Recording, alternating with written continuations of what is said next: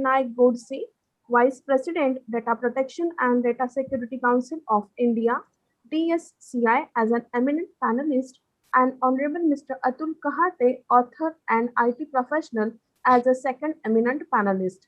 I request Honorable Mr. J. A. Wag, Coordinator of the Innovation Cell of the College and Head of Electronics, Computer Science and DHOC Department, to introduce our first eminent panelist, Honorable Mr. Vinayak Godse, Vice President, DSCI, India. Over to you, sir. Thank you, madam. Am I audible? Yes, sir. Okay, good afternoon, everybody. Honorable Mr. Vinay Godse, that is Vice President, Data Security Council of India. Honorable Mr. Atul Kahate, sir, author of different books, IT professional. Honorable Dr. B.T. Zado, Principal of YCIS of Science, Satara. All the coordinators of the different cells from the YCIS Satara, as well as all the faculty and the young and budding innovators in this hackathon, YCIS Hackthon 2021. So, sir, Yashwantrao Chauhan Institute of Science Satara has organized this YCIS Hackthon 2021 since last 2 years. This is third year with the hashtag of the Unlock Your Conscience. And today is the fifth day of this hackathon, and that will be a big journey. We are forwarding the big journey for the 10 days. This is the fifth day, and in this day, we have given a topic that is the startup and entrepreneurship opportunity in IT sectors. So, first of all, I would like to welcome the Honorable Vinay Godse, sir. He is of the ex-alumnia of the YCIS Sanstha. He is a very good friends, and he is an employer of this YCIS Sanstha in the past days, as well as the Mr. Atul Kahate, sir. He is a well-known personality. He is author of different, that is the IT books in the IT professionals, and he is always connected with us in the YCIS Sanstha as well as the CIII centers, that is innovation and incubations. With these regards or with these connections, sir, just I have to say to organize this hackathon 2021, they have taken that is the 2 or 3 objectives, that is to provide the platforms or to give the opportunity to the students to come together and to discuss the complex problems which will be arising, that is currently arising in the society or in the local area or state level, national level, or the globe level, in the different fields of the agriculture, IT sectors, food processing, life sciences. So these are some areas we have covered for the young innovators, and I am proudly to say that our most of the students, I think that there are 200 students or innovators is participated in the hackathon with the ideas that my idea may be primary level, that may be secondary level, that may be tertiary level, or just we have to going to give a fine tuning for that idea, and we are trying to think that how to make the apply for the society for the good solution of the human beings. So this is the one of the objective, and second objective is that to give the tangible solution for the society for the complex problems. And one more thing is that a few of these ideas which are that is framed by these innovators, young innovators, that might be the innovative idea on the process and the new ideas, and how that idea will be converted into the IPR or the startup and entrepreneurship. And you are the eminent personality in the field of the IT sectors, and we are expected the guidance from your both immunities how to convert, that is the IT, information technology, which will be taught in our institute, or the students which belong to the IT category, how that converted into the startup or the entrepreneurship. So with this objective, we have, that is institute have organized this hackathon 2021 with the hashtag of the Unlock Your Courageousness. With this regards, once again I welcome all these 2 eminent personalities for the panel discussions for this session of the 5th day. So, and I am very too happy to introduce the first panelist, that is the Honorable Vinay Godse, sir. Proudly I say that he is the ex-alumnia of this Yashwantrao YCIS of Science Satara or KBP College, Engineering College Satara, as well as he is an employer of this one. Not only the student, he will be the serve for our students or the Sanstha for the 4 or 5 years. And with this, just I cannot say that I cannot say that I will introduce this one. Just I will put up the history of this Vinay Godse sirs. So Vinay Godse sir is brought up in the government colony near a dam site in the Koina, and currently he is working as a vice president data security council of India and attached to his hometown also. There is one big article, just I have gone through the Times of India and I read these articles, and it is a very fantastic history as far as this one. And some of the introduction, just how there is the introduction of this paper and the research, but apart from this is another type of the introduction is there. So he's brought this here, and after this his family is came from the say rural area or the having the a farming background, and his father was one of the educated personality, and he got the job in the say I think that the government job, and he's working in the Equina Dam. And he little bit Vinay Godse sir was a very in the childhood he's observing all these things, how his father and other engineers are working in the construction and development of the dams, and he has fascinated this work, how they come together and they work in the groups. This facilitated, and at that time he decided, I think that he decided to become an engineer, and he's completed his 12th standard in the YCIS Satara, and after the 12th standard, and he planned to enroll for the engineering, and he got the admission for the Karamveer Bhaurao Patil Engineering College, Satara. And at that time, I think that, sir, at that time, I think that 1990, I say that, and that time, it is the first beginner college established by the Rishon Sanstha, and again, it is very fantastic college. And I think that Principal Gopal sir was the principal of the engineering college at that time, and very dynamic faculty is there. And he enrolled for this engineering, and at that time that is electronics and electronics communications. These are the very hot areas in the technology, and that's why he taken the admission for the electronics and technology. And after the 4 years of degree, that is a B, Bachelor of Engineering in Electronics, again he joined to the same college as a lecturer. I think that the lecturer Karamveer Bhaurao Patil, and he served there 4 years of lecturer. And at that time there are eminent personality, the eminent staff of the there. I observed there so many times. I visited the KBP college, that is Pandarpati sir is there, Dr. Ajay Zada is there. They are very expertise faculties there, and along with this, and that is the Godse sir is working with them.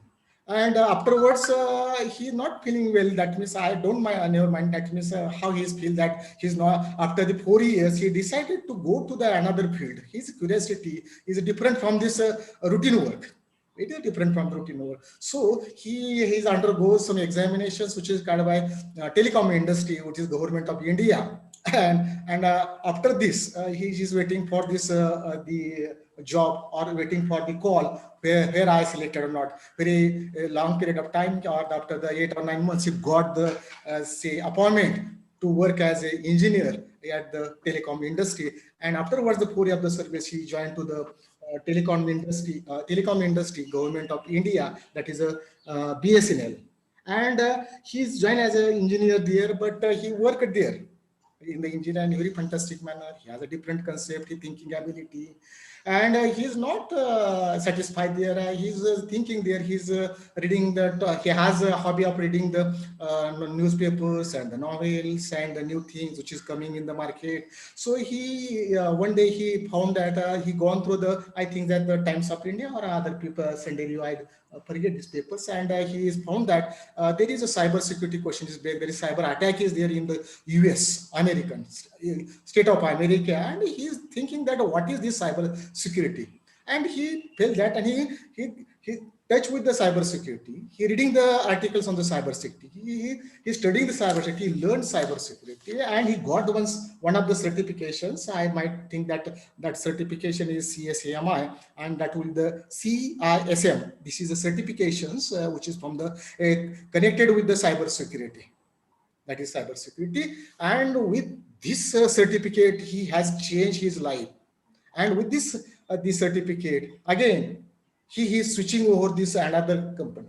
But again, one more that is say that I wish to say that when he was working in the BSNL and he is observing all these things, what is the changes which is in upcoming in the field of the technology, in the field of the telecom technology. At that time, there was a receiver and this one, and he is observing that, and he found that during that 4 years, likely to be that type of the industry, telecom industry may or might be switching over, or there is a transaction to the a mobile network. And after this, and he has planned to go to the another field with this interest, and he is joined his duty as a vice president in the Data Security Council of India.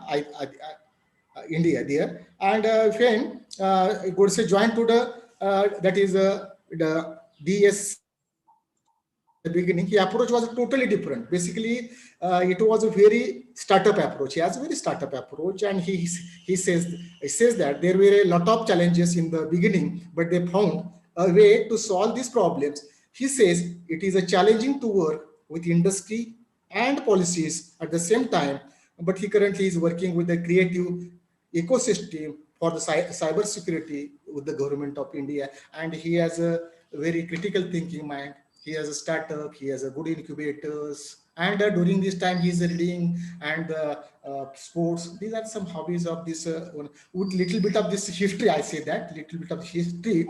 Honorable say Vinay Godse sir, he got the a position from, that is they have given the title from, that is a lecturer to the a vice president of the India for data security.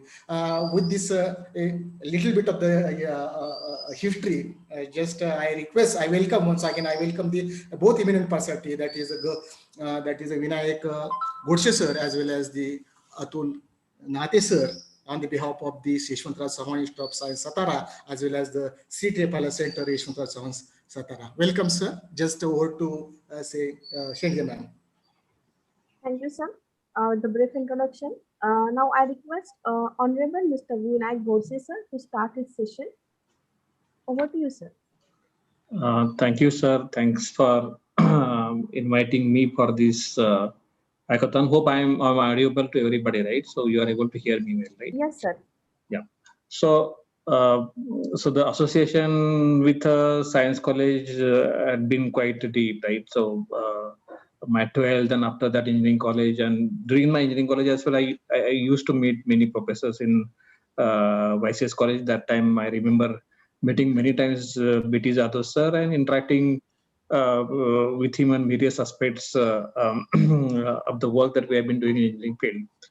So, but the time has passed, right? Last 10, 12, 15 years had been very transformational for this country, especially last 5 to 10 years. Means this all the journey started in 1991 up early, when the country has started charting the path of the economic liberalization.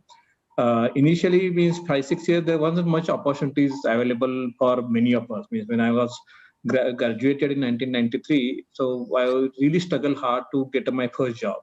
Somewhere in 1994, I got a first job in Pune, but somehow that didn't really work well. So I came back to Satara, and fortunate enough to get my first key significant employment in KBP College of Engineering, Satara, basically. Those 4 years had been very enriching years for me, because those 4 years of lecturership, the thing that you learn there in a lectureship in terms of talking to people, making them understand, engaging them, looking at the effort that the young generation is putting, and more importantly, when you say something, when you talk, explain a particular concept, the kind of confidence, kind of satisfaction that you see in the faces of the student that are in the front of you, really helped me to in various different aspects in the job that I do now, basically. So my job is largely manage various different stakeholders at a policy level, at a government level, at the industry level, international level, the startup working somewhere, some part of the country, on one hand, the larger technology companies working and coming to India and setting their larger operations here. So I have to work with various different stakeholders on one hand. On other hand, I have to really do the deep dive technical work as well. and I have to also try to put together things which could drive the strategy at a national level, at a regional level, at a regulator level as well, like banking regulators or insurance regulators, um, and for that matter, state government level as well. So while doing all of this thing, what we are seeing in last 10, 15 years, right? So the technology is changing quite significantly, and it is changing life of the billion plus population with some of the platforms like the global platforms like a YouTube or Facebook or many such platforms have now billion plus users, right? So technology is now helping you to cross those boundaries. By sitting here in Satara, you can build something which can be useful to somewhere in US and somewhere in Europe and somewhere in Africa or somewhere in Latin America as well, right? So capabilities that you build, and there are ways to now get those capabilities to the global market, and global market is eagerly waiting for you. So the way we are eagerly waiting to look at the new application, maybe new application or new game or anything that we do, we are eagerly waiting for. So likewise, the world is also waiting for the new idea, new capabilities that we build here in the country basically, and we have for last so many years, especially 1995. After that, we had really transformed ourselves into a global powerhouse in terms of application development and maintenance. Not only that, but various different type of the lines of services that we deliver to the global geographies across the globe. So at this point of time, the IT industry, because largely I'm talking about IT industry because today's discussion is for IT industry. So what we are looking at is basically how do we uh, uh, engage and work on something which can help us uh,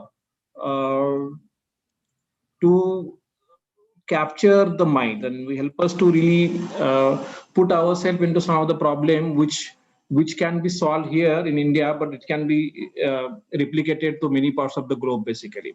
So the currently means, as I was talking about, the entire IT industry is almost $180 billion. And out of that, almost 35 billion dollars that are created in global locally, but many other business that is coming to Indian industry is coming from the global geography.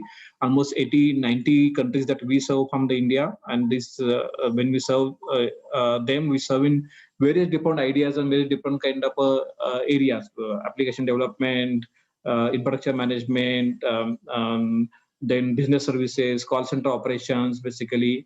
Now helping with the new age, particularly helping them with artificial intelligence, cloud computing kind of a thing. And apart from that, many of the global companies also coming in India basically. So many companies like Target, American Express, they have come and set up their operation here in India basically because of the talent pool that we have basically. And this industry, technology industry, is going to become $850 billion by 2030. It's a significantly rising.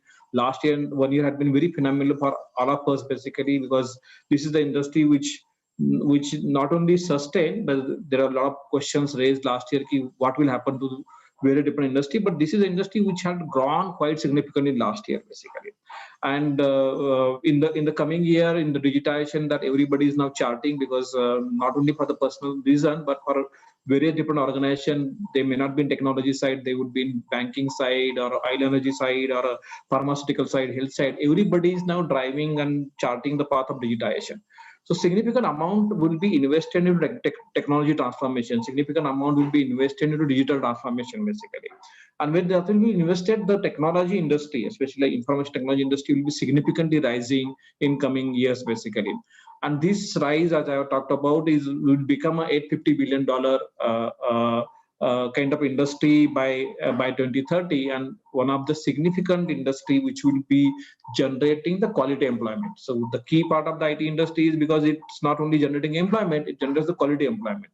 Means surplus money that you earn in IT industry, and because of that one job, so many other jobs will also get created basically. And economically, the city particularly, you have seen the cities of Pune or Hyderabad or Bangalore, those cities development happen because of the information technology industry. It contributes a lot significantly on the development of city basically. And while doing all these things, we have been developing, we have been serving, we have been operating, we have been doing business services, we have been calling group to sell and to serve the organization. Gradually, in last 5-6 years of time, our own industry, our own product industry is also significantly rising. So we have almost now 50 plus unicorns. So unicorn is a concept that we use in IT industry as a company which has $1 billion plus market valuation basically. So there are 50 plus now, and we stand after US, China, India stands third in terms of the creating these unicorns. So what are the unicorns? These unicorns are primarily technology company, but they are building products basically. So you see the Zoom or the Zomato or Swiggy or Flipkart. So many of these products which has come and that have been telling the world that all the skill that we have until now, all the capabilities we have created until now, can add or can be transformed to develop our own product or digitize our own economy basically. And now that is being proved because of the so many unicorns are coming out of this country. And that also tells that the people from very modest background with the ability could able to create one application, create one technology, and now that technology is now reaching to the billions of population here in India and other parts of the globe as well. So now the time is very ripe. If you have any idea, if you have a zeal to work on those ideas, if you have capacity to execute on those ideas basically, then the market is the world over. The globe is your market basically. So there is no better time than this now basically to think about your own, to think about your own enterprise, to think about your idea basically.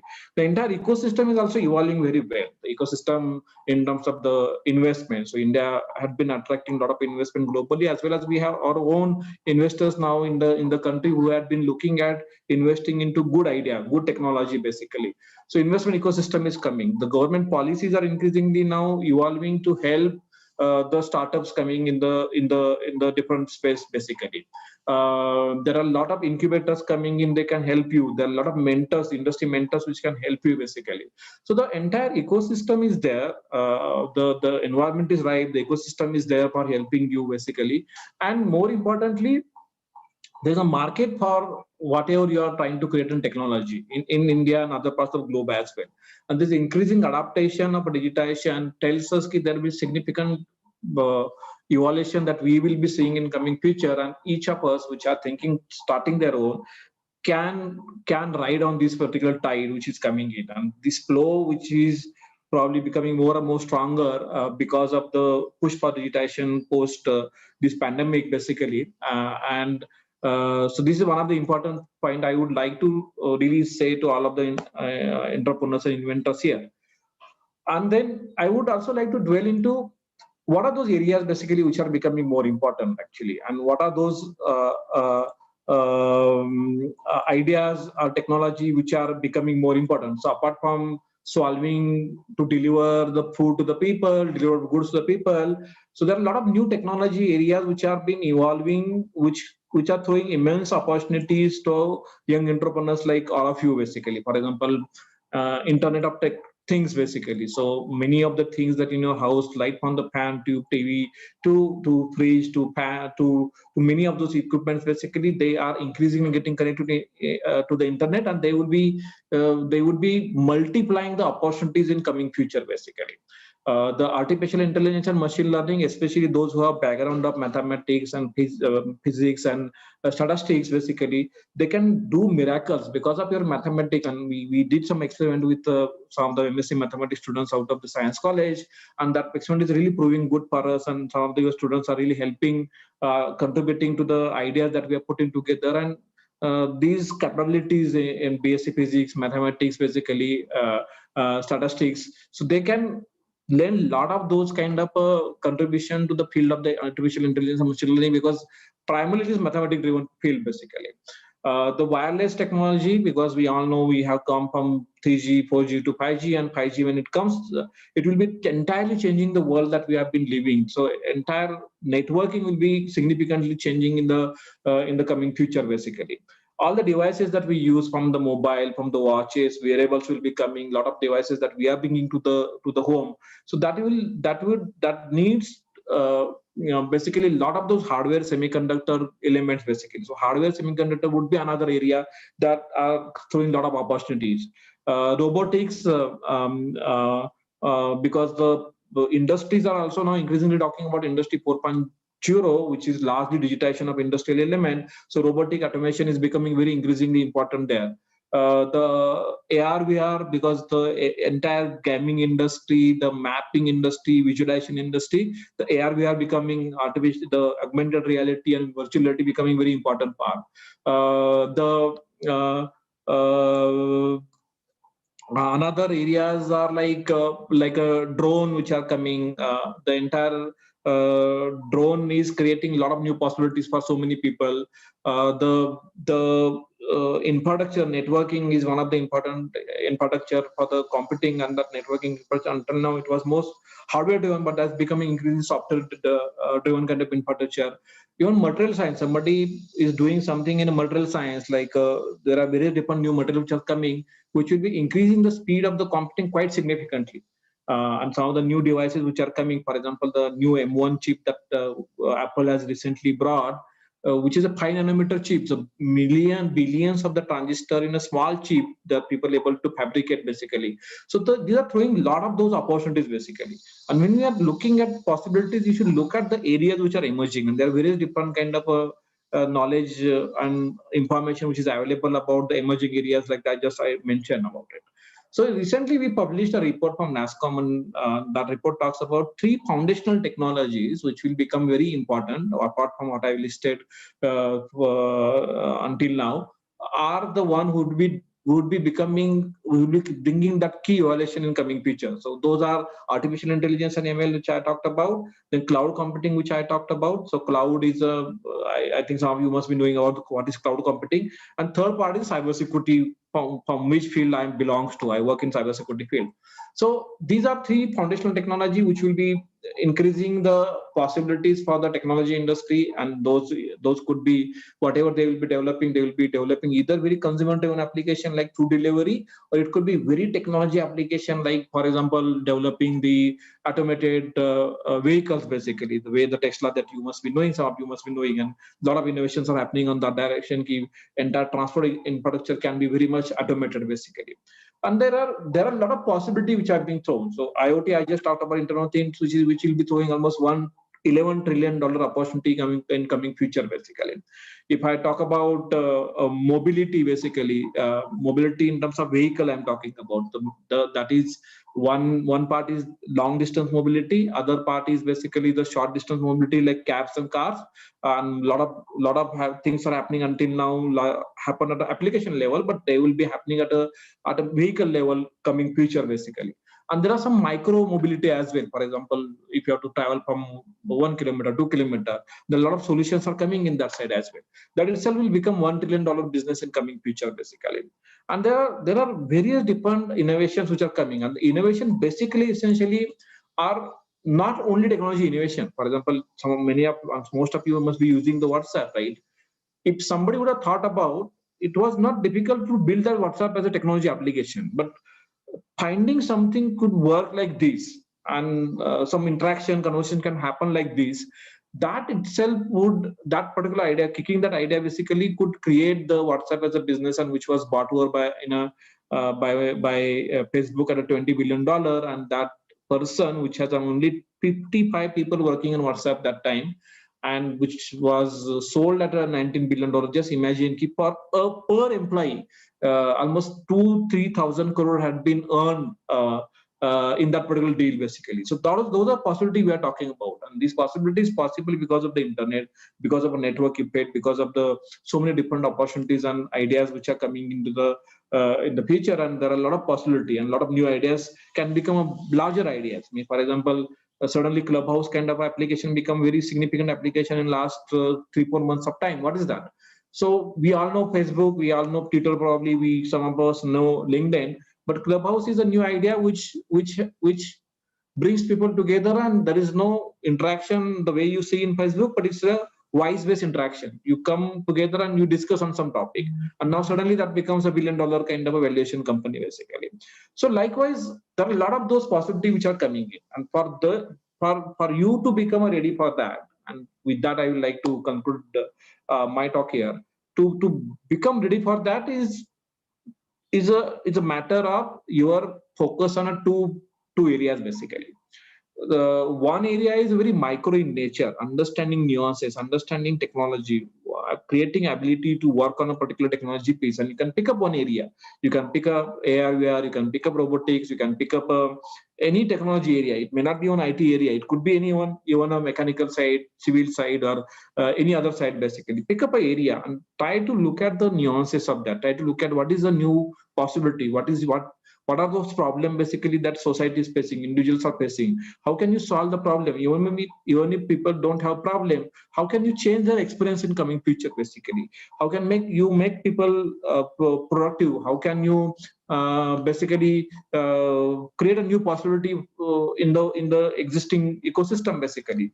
So you should have a lot of that micro understanding, that micro nuance level deliberation is required. For that you need to be technology savvy, but you should be keen observer basically. And third important part, you should be key questioner as well. Like you should be able to put questions, you should be able to ask questions basically.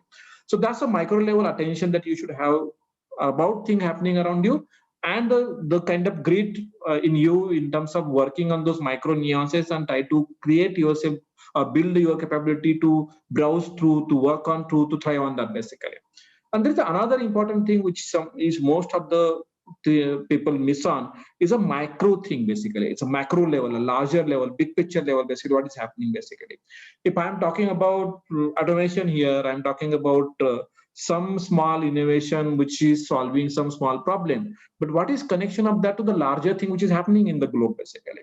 If I am trying to work on robotics, so what robots are doing all across the globe, and what is happening globally around robotics basically. If I'm working on a artificial intelligence, machine learning, solving one small problem, but what is globally happening about the AI and machine learning basically? If you try to focus attention on the larger big picture elements basically, then that creates a good possibility for you. That makes you good innovators as well. That helps you to find new ideas and new possibilities basically. That helps you to collaborate, find your collaborators which maybe some other parts of the globe basically. So this micro and macro attention is very important for any innovators to take the things ahead. And once you all up how that basically, if you probably build something, then the knowing where should you reach basically, to whom should you be talking about, how should you reach to the industry, how should you reach to your potential client, how should you get benefit of all the scheme government had been launching for helping startup basically. So all of those elements needs quite a good attention, and I'm sure people like you and some of the experience that we had been doing at the Satara level, we could able to bring or make this area as a hub for the innovation in many new fields which are coming in the future basically. And we had been making some attempt. Your incubator that has been set up by Science College with the collaboration industry is really contributing a lot in that, and we ourselves have got benefit out of it. I set up my small kind of a innovation. Some people in Satara set up, but I'm guiding them here from Delhi basically, and that is really providing that confidence to me that even in this area, some of the very advanced technology specific innovations are possible basically. And you can build some organization, you can build some of the innovation, and you can take it to the global market as well. But for that, probably you need to build those thinking ability. Sir talked about critical thinking. I always insist on that. There are a lot of dimensions, elements, nuances involved in anything that you do basically. Your ability to take them into consideration, your ability to browse them all and then build your own views and opinion is very important, and that's what the critical thinking talks about basically. And if you apply that, and if you have this macro and micro view basically on the work that you do basically, there is nobody will and nothing would stop you to become a successful entrepreneur and successful researcher. So with this, I like to conclude, and probably if there are some questions, I can take those questions as well now or after Mr. Kahat's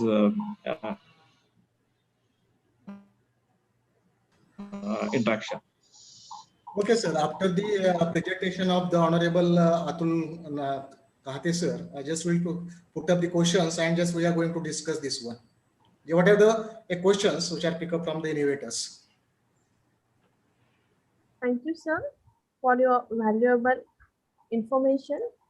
Now we'll discuss the second session, and after second session, we will open the panel for discussion on the our topic. Now, may I request Honorable Mr. Kaur, sir, to introduce the second panelist, Honorable Mr. Atul Kahate. Over to you, sir. Good evening, one and all. Today, we are at the another one session of YCIS Hackathon, Wraith Innovation Challenge, Unlock Your Curiousness. At the outset, the chief guest, first panelist, in fact, Honorable Mr. Vinay Godse, sir, Honorable Mr. Atul Kahate, sir, then Principal of our Institute, Honorable Dr. B.T. Jadhav, sir, and all faculties and students.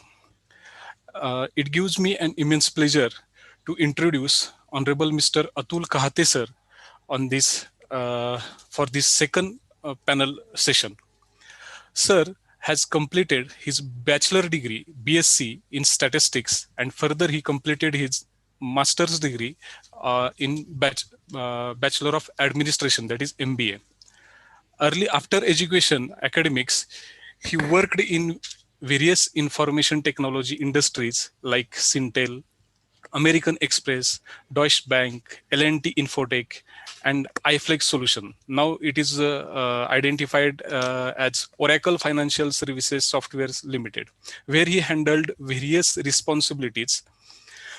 Sir also developed many technology solutions while working with those IT industries and managed several large projects as well as customer engagements across the globe. He is currently working as a visiting faculty for many or various IT subjects at Symbiosis as well as other colleges in Pune University area for more than 20 years. He is also author of 70 books, out of which 30 in English language and 40 in Marathi. And he wrote various books on computer technology for students as well as IT professionals. So some of topics such as network security, web technology, operating systems, database management, and data communication, C++, and many more. So many of these books are referred as textbooks in about 50 plus universities in India and abroad. And 2 are translated into Chinese. That was the great achievement. Then his book titled Cryptography and Network Security has crossed the mark of 150,000 copies.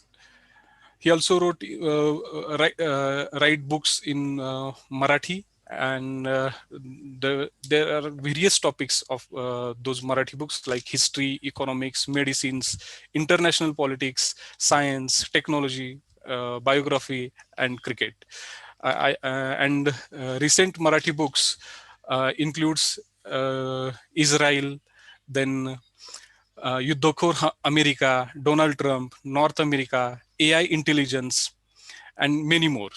He also won various prestigious awards like Marathi Sahitya Parishad's Granthakar Puraskar 2 times, then Uttam Grantha Puraskar, Maharashtra government's State Literature Award, and All India Marathi Publishers Association's Excellent Literature Award for books. Then he also won Indradunu Maharashtra Time Award, Computer Society of India Award for IT Education and Literacy, Indira Excellence Award, and Service Excellence Award, GK Foundation Social Contribution Awards. So many awards sir won during his career. He is a regular contributor to Marathi newspaper columns as well as some TV shows.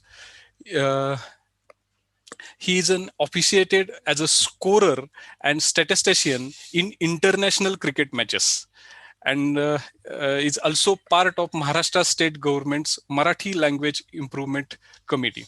And I think uh, after seeing this sir's biodata, I think sir is an all-rounder man who is playing in every sector of our life, or every sector of uh, game, like from sports to language, history to computer. So without taking too much time, I will request Honorable Atul Kahate sir to uh, take the session. Thank you very much, sir, for a very generous introduction. I hope I am audible. Yes, sir. Yes, sir. Yes, sir. You are audible. As Godse sir rightly elaborated, there are a number of things that today's youth could actually look at from the point of view of, let's say, a startup.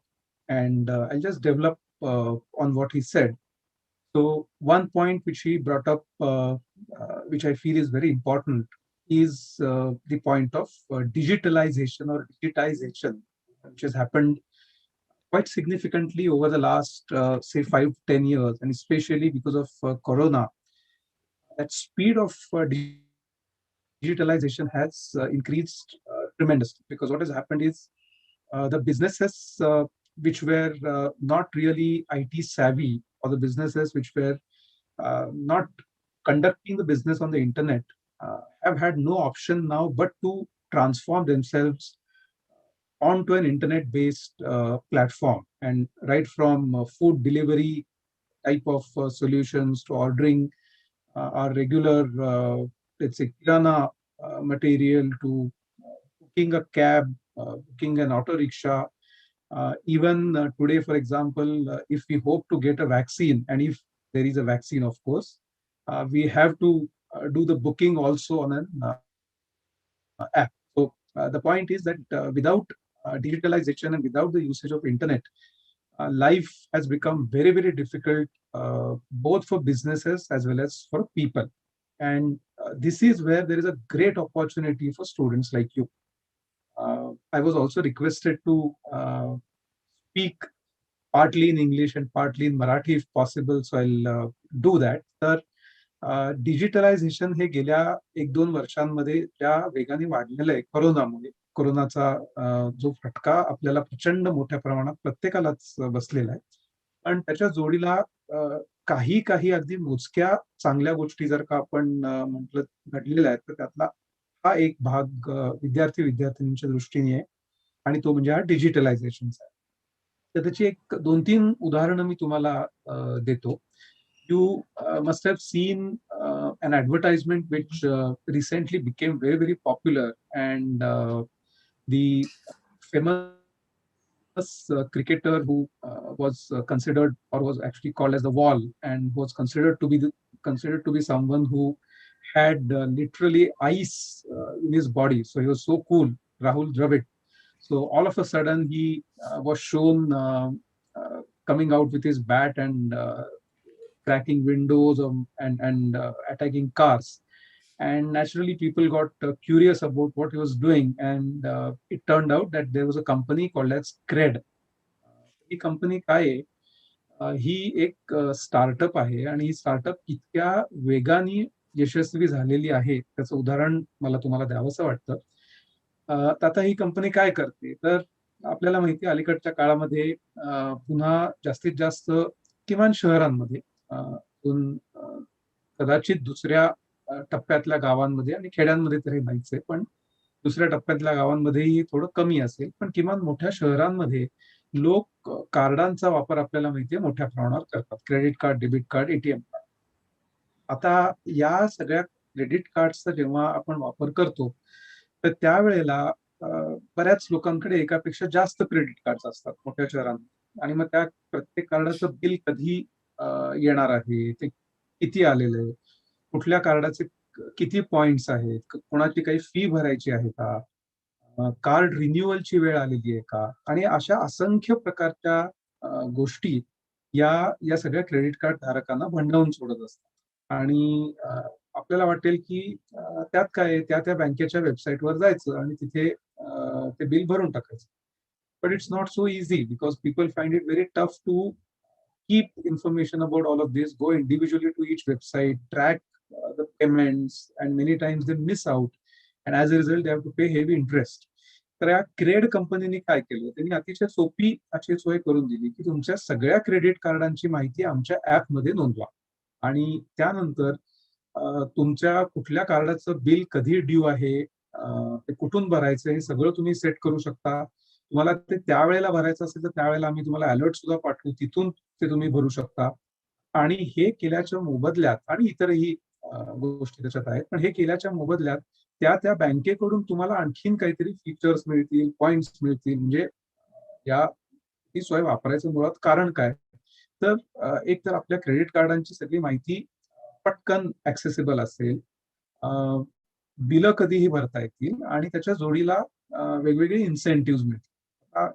काही जण म्हणतील की ही कल्पना कशी चालेल, भारतासारख्या देशामध्ये लोक आपली क्रेडिट कार्डांची माहिती एका ऍपमध्ये देतील का? पण आत्ताची आकडेवारी आपल्याला असं सांगते की साधारण 22% लोकांनी, भारतामधल्या क्रेडिट कार्ड धारकांनी हे ऍप वापरायला सुरुवात केलेली आहे. So the point is something which we may think will not work in a country or in general, all of a sudden clicks, and Cred, for example, has shown this. I'll give you another example. There is another very popular application or even a website called as Meesho, and some of you may be knowing this. So it is a very interesting concept of combining the online shopping with social media. म्हणजे काय की आता आपल्याला माहिती आहे, online समजा आपण काही खरेदी करत असू तर आपल्या समोर काही ठळक नावं येतात, Amazon, फ्लिपकार्ट, मिंत्रा वगैरे वगैरे. Meesho says, instead of you buying from these websites, what if you buy from people you already know, so that there is already a trustworthiness, there is some sort of a guarantee, you feel that you are buying from someone you know, and hence they combined the idea of social media along with online shopping, and hence was born this app and website called as Meesho. So the idea is very simple. Anyone can register with this Meesho app as a seller, and then that person can advertise the products that he or she buys from Meesho onto his or her social media account. So let's say, for example, I register on Meesho as a seller. So I buy products from Meesho. So I'm not a seller to Meesho, okay? But I buy products from Meesho or maybe from other sellers. And then in turn, I sell these products using my social media account. माझ्या Facebook, Instagram, Twitter आणि इतर ठिकाणचे जे कोणी friends असतील, they may be interested in whatever products that I'm selling, and I sell to them. So as a result, what happens is I automatically become at least a mini entrepreneur. People are buying from me, so there is more reliability, there is more trustworthiness. And Meeshola, in the process, they are getting a lot of people who are now becoming sellers who otherwise would not have been sellers. So even people who are sitting at home can register and do this. So now again, there are several questions as to whether this will be profitable, how many people will possibly be able to do this and all that. So that can be worked out. There will be some failures also. But the point is, again, it's a brilliant mix of two things, which is online shopping and social media.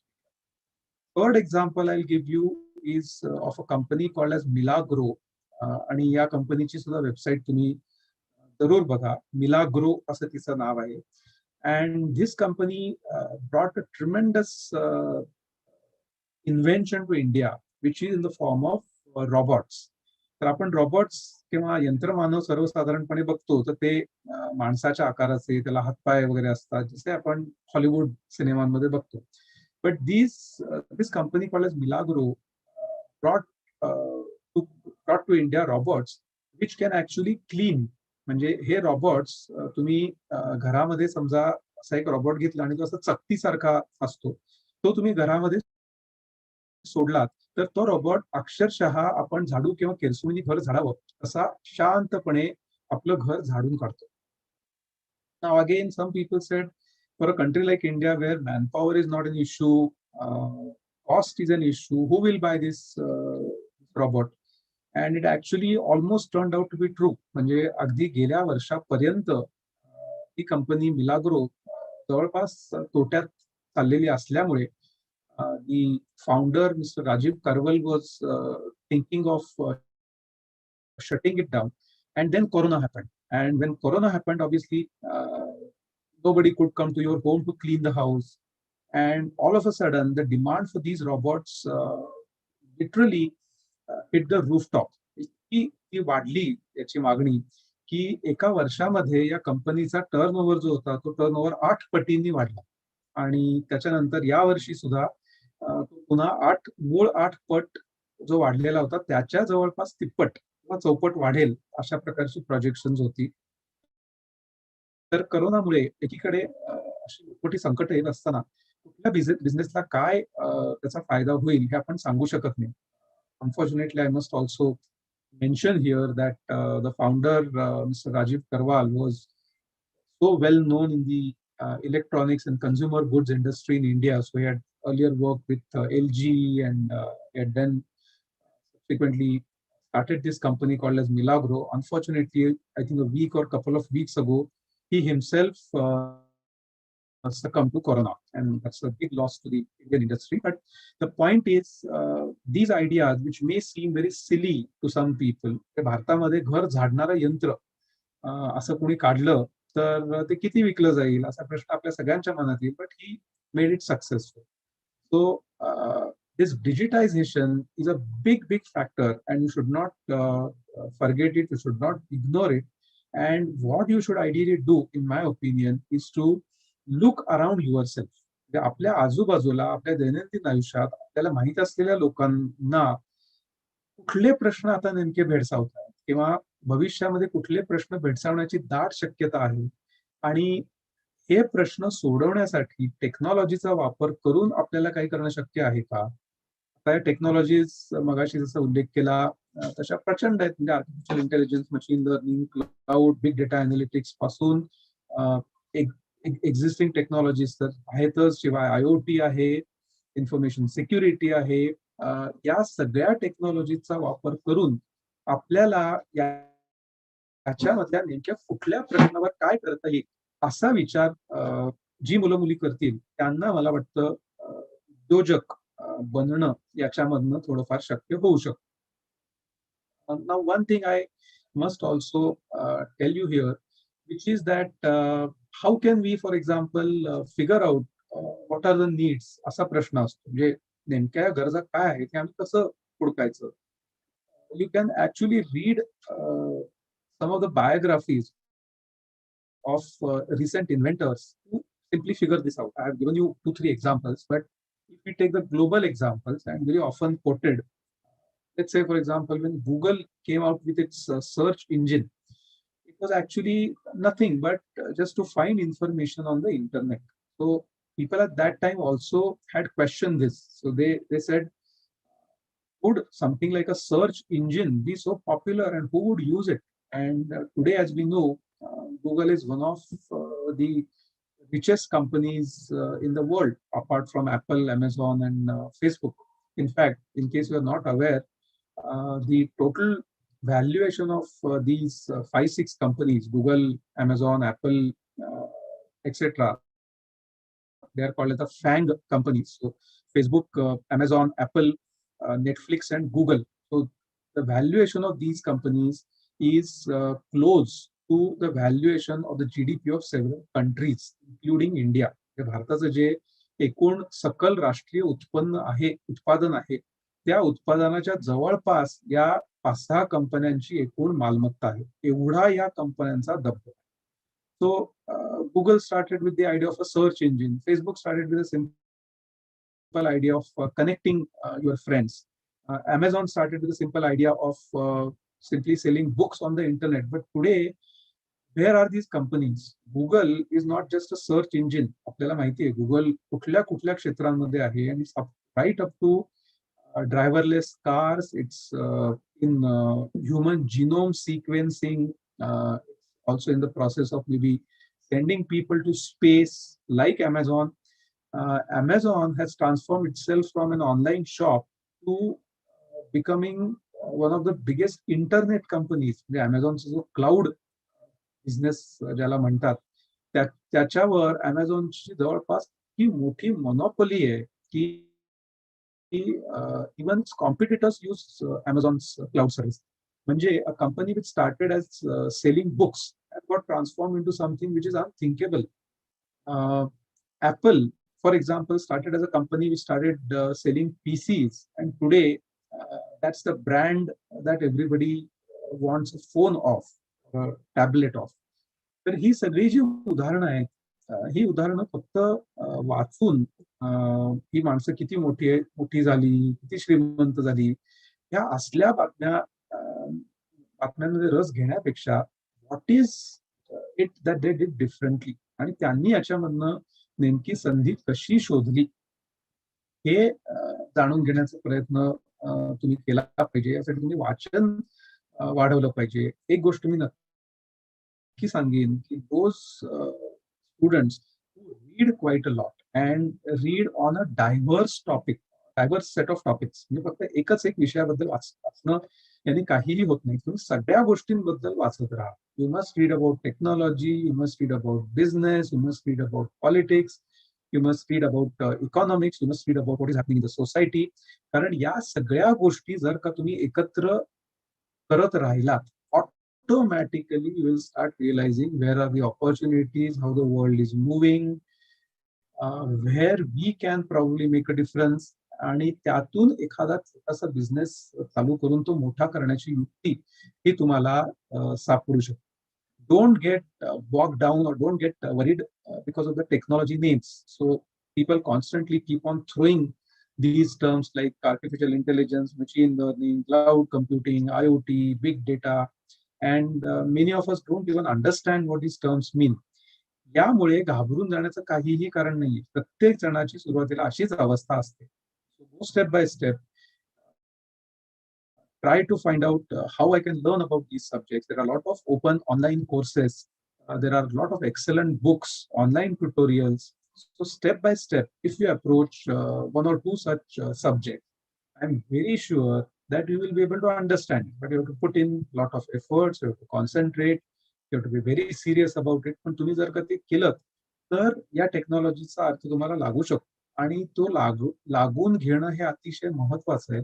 त्याचं कारण असं की तो अर्थ आपल्याला आज समजला नाही तर त्या अर्थ न समजण्यामुळे we are possibly going to lose a lot of potential jobs. Means tomorrow you will not even understand who took away my job, or who was it who came between me and a possible job. It is going to be these technologies. Just to give you an example, because of artificial intelligence, machine learning, deep learning, you must have seen on many websites today a concept called as a chatbot. हा chatbot काय असतो, तर तुम्ही कुठल्याही वेबसाईटवर गेलात तर if let's say you have some problem with that companies product और service, till now we usually used to call some phone number, and then we would ask for some help or maybe send an email. But today, increasingly, more and more companies are employing what we call as chatbots. Chatbot is nothing but it's a combination of chatting and robot. It's called chatbot. So what does this chatbot do? So you type your question on that website in that chatbot, and the chatbot attempts to understand what you are trying to say, and the chatbot attempts to give you an answer. म्हणजेच काय, जसं एखादा माणूस पलीकडे बसून आपला प्रश्न काय आहे हे समजून घेऊन आपल्याला उत्तर देण्याचा प्रयत्न करेल, तसं काम करण्याची क्षमता ही कम्प्युटर बेस्ड प्रोग्राम्स मध्ये येते खूप मोठ्या प्रमाणावर, आणि त्याला चॅटबॉट्स असं म्हणतात. आणि समजा ही क्षमता अशीच वाढत राहिली आणि ती वाढणार यात काही शंका नाही, then what will happen? A lot of possible jobs will go away. For example, why would we require something called as a let's say, clerk or a teller in a bank, or let's say someone who is even working as a receptionist in an office, or people who are working as customer service representatives. So literally, hundreds and thousands of jobs in small and large companies could literally be wiped out because of these technologies. Now, if you don't understand this, if you don't take an effort to understand this, you will never know as to why these jobs are disappearing. And as a result, what is it that you should do so that you don't try to get into one of these jobs and do something else. तर हे सगळं समजण्यासाठी म्हणजे फक्त परीक्षेत pass होण्यासाठी नाहीये, हा आयुष्याचा प्रश्न आहे, हा तुमच्या करिअरचा प्रश्न आहे. आणि हे सगळं समजून घेण्यासाठी तुम्हाला या तंत्रज्ञानाचा अर्थ लागला पाहिजे. आणखीन एक गोष्ट मला या संदर्भात सांगावीशी वाटते ती अशी की unfortunately in India, there is a tendency to simply try and copy, try and exactly do what others are doing. म्हणजेच कोणीतरी काहीतरी केलेलं असतं आणि आपण तेच काहीतरी थोडंसं त्याला वेगळं स्वरूप देऊन पुन्हा करण्याचा प्रयत्न. I think that is not the idea of a startup. Startup is not something where you simply take an idea which is already there, which is maybe partly or fully successful, and you try to mimic or copy it. Startup is one where you start something from scratch. You find out a need which may be very small, but it is unique, and then using technology backbone, you attempt to solve that particular problem. It could be a local problem, it could be a state level problem, country level problem, and in some very rare cases it could even be a global problem. We don't know, but the point is, if you simply copy what someone else is doing, then it will not succeed beyond a point. It will remain small. It may also fail miserably, and that is something that you have to guard against. And the last point that I'll make, and then I'll stop, is तुमचं जे आत्ताचं युग आहे त्याला तुम्हाला माहित असेल कदाचित एक शब्द वापरला जातो, त्याला म्हणतात गिग इकॉनॉमी. तर ही गिग इकॉनॉमी म्हणजे काय? That this generation is not afraid, like maybe my generation or some generations prior to mine, to take risks. म्हणजे तुम्हाला रिस्क किंवा धोके पत्करण्यामध्ये फारसा धोका वाटत नाही. तुम्ही हे धोके पत्करता, त्याच्यामध्ये फार फार तर काय होईल, अपयश येईल, दुसरं काहीतरी करून बघू. ही जी वृत्ती आहे, ही वृत्ती आणि त्या प्रकारच्या संधी सुद्धा, म्हणजे अलीकडचं नोकऱ्यांचं स्वरूप तुम्ही बघितलं तर people don't give permanent jobs. Companies are increasingly looking at offering only contractual employment. एवढं काम आहे, त्यासाठी मे बी पुढचं 15 दिवस तुझ्याशी कॉन्ट्रॅक्ट आम्ही करू, त्याचे एवढे पैसे देऊ किंवा एवढ्या तासांमध्ये हे काम आम्हाला करून दे, प्रत्येक तासाचे एवढे पैसे मिळतील. ते काम करून दिलं की ती कंपनी आणि तो कर्मचारी तात्पुरता यांच्यामधला संबंध संपतो. पुन्हा कधी काम आलं आणि तो माणूस करू शकेल आणि उपलब्ध असेल तर पुन्हा त्या माणसाला काम मिळेल. नसेल तर this is just going to be a temporary employment. So companies will keep on hiring and firing people as and when they require. People will get hired and fired. So it's not actually even hiring and firing. They'll simply get jobs whenever, let's say, there are opportunities, and they will do those jobs. And अशा प्रकारची economic सगळी condition होत असल्यामुळे you also have to be mentally ready for this. म्हणजे उदाहरणार्थ आमच्या काळामध्ये आई वडील जे सांगायचे की एकदा नोकरी लागली की शक्यतो सोडू नकोस. आणि there are so many examples of people who have joined some company and have simply retired after spending 25, 30, 40 years with the same organization. Today the world is very different. Today we are looking at months of employment, days of employment, spending a few hours to do some work. Couple that with your ability to take a risk and even come out with failures, it can be a very good opportunity. But then it also means that you have to be very responsible. You have to take risks according to what you can afford. तुमची कौटुंबिक परिस्थिती, तुमची वैयक्तिक विचारशक्ती, क्षमता, या सगळ्या गोष्टींचा विचार करून तुम्ही यामध्ये पडलं पाहिजे. त्यामुळे उद्योगामध्ये पडणं आणि IT त्यांचा खूप घनिष्ठ संबंध असला तरी मला या बाबतीत थोडंसं सावध करावं असं वाटतं. प्रत्येक माणसाचा कल किंवा त्याचा स्वभाव हा अशा प्रकारे उद्योग सुरू करण्याचा असतोच असं नाही. त्यामुळे हे नीट जोखलं पाहिजे. त्या आई वडिलांशी, शिक्षकांशी, गरज पडल्यास करिअर काउन्सिलरशी बोलून त्याबाबत योग्य निर्णय घेतला पाहिजे आणि आपली मानसिक, आर्थिक, शारीरिक, कौटुंबिक, सामाजिक ही सगळी परिस्थिती त्याला अनुकूल नसेल तर नोकरी करण्याचा मार्ग सुद्धा जरूर पत्करला पाहिजे. I thank the organizers for inviting. I thank all of you for a patient listening. I wish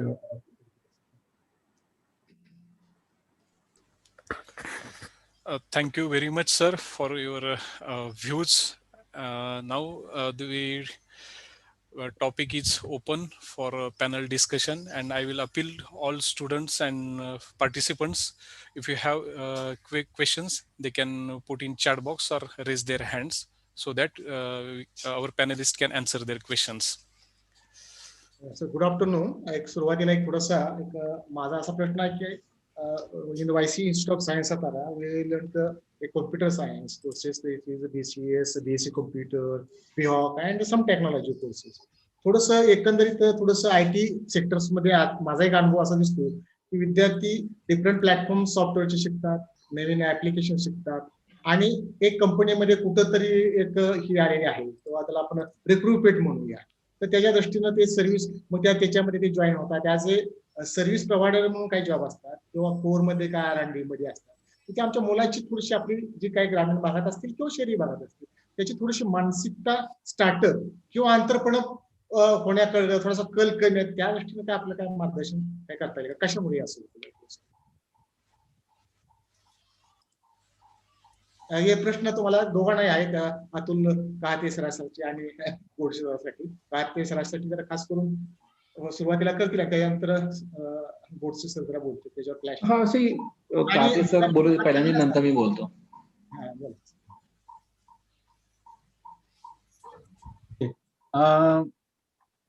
मला असं वाटतं की हा प्रश्न बऱ्यापैकी गंभीर याच्यासाठी आहे कारण अशा प्रकारे अचानकपणे पारंपरिक सगळे नोकरीचे मार्ग सोडून जिथे पालकांना सुरक्षित वाटतं आणि या मुलामुलींनी एक नोकरी पकडावी आणि सर्वसाधारणपणे IT मधलं चित्र जर का आपण बघितलं तर बहुधा काही वर्षांनी कदाचित परदेशी जायची संधी मिळू शकते. चांगला स्टेबल जॉब असतो, सॅलरी चांगल्या असतात, ऑफिसमध्ये बसून काम करण्याची संधी आहे, फार कटकटी कराव्या लागत नाहीत. हे सगळं सोडून तो धोका कशाला बघतो?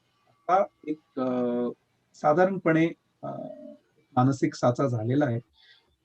तर मला असं वाटतं की या संदर्भामध्ये तुमच्या सारख्या कॉलेजमध्ये आता उदाहरणार्थ जशी इनोव्हेशन किंवा रिसर्च किंवा एंटरप्रेन्योरशिप सेल आहे, अशा सेलमुळे खूप फरक पडू शकतो.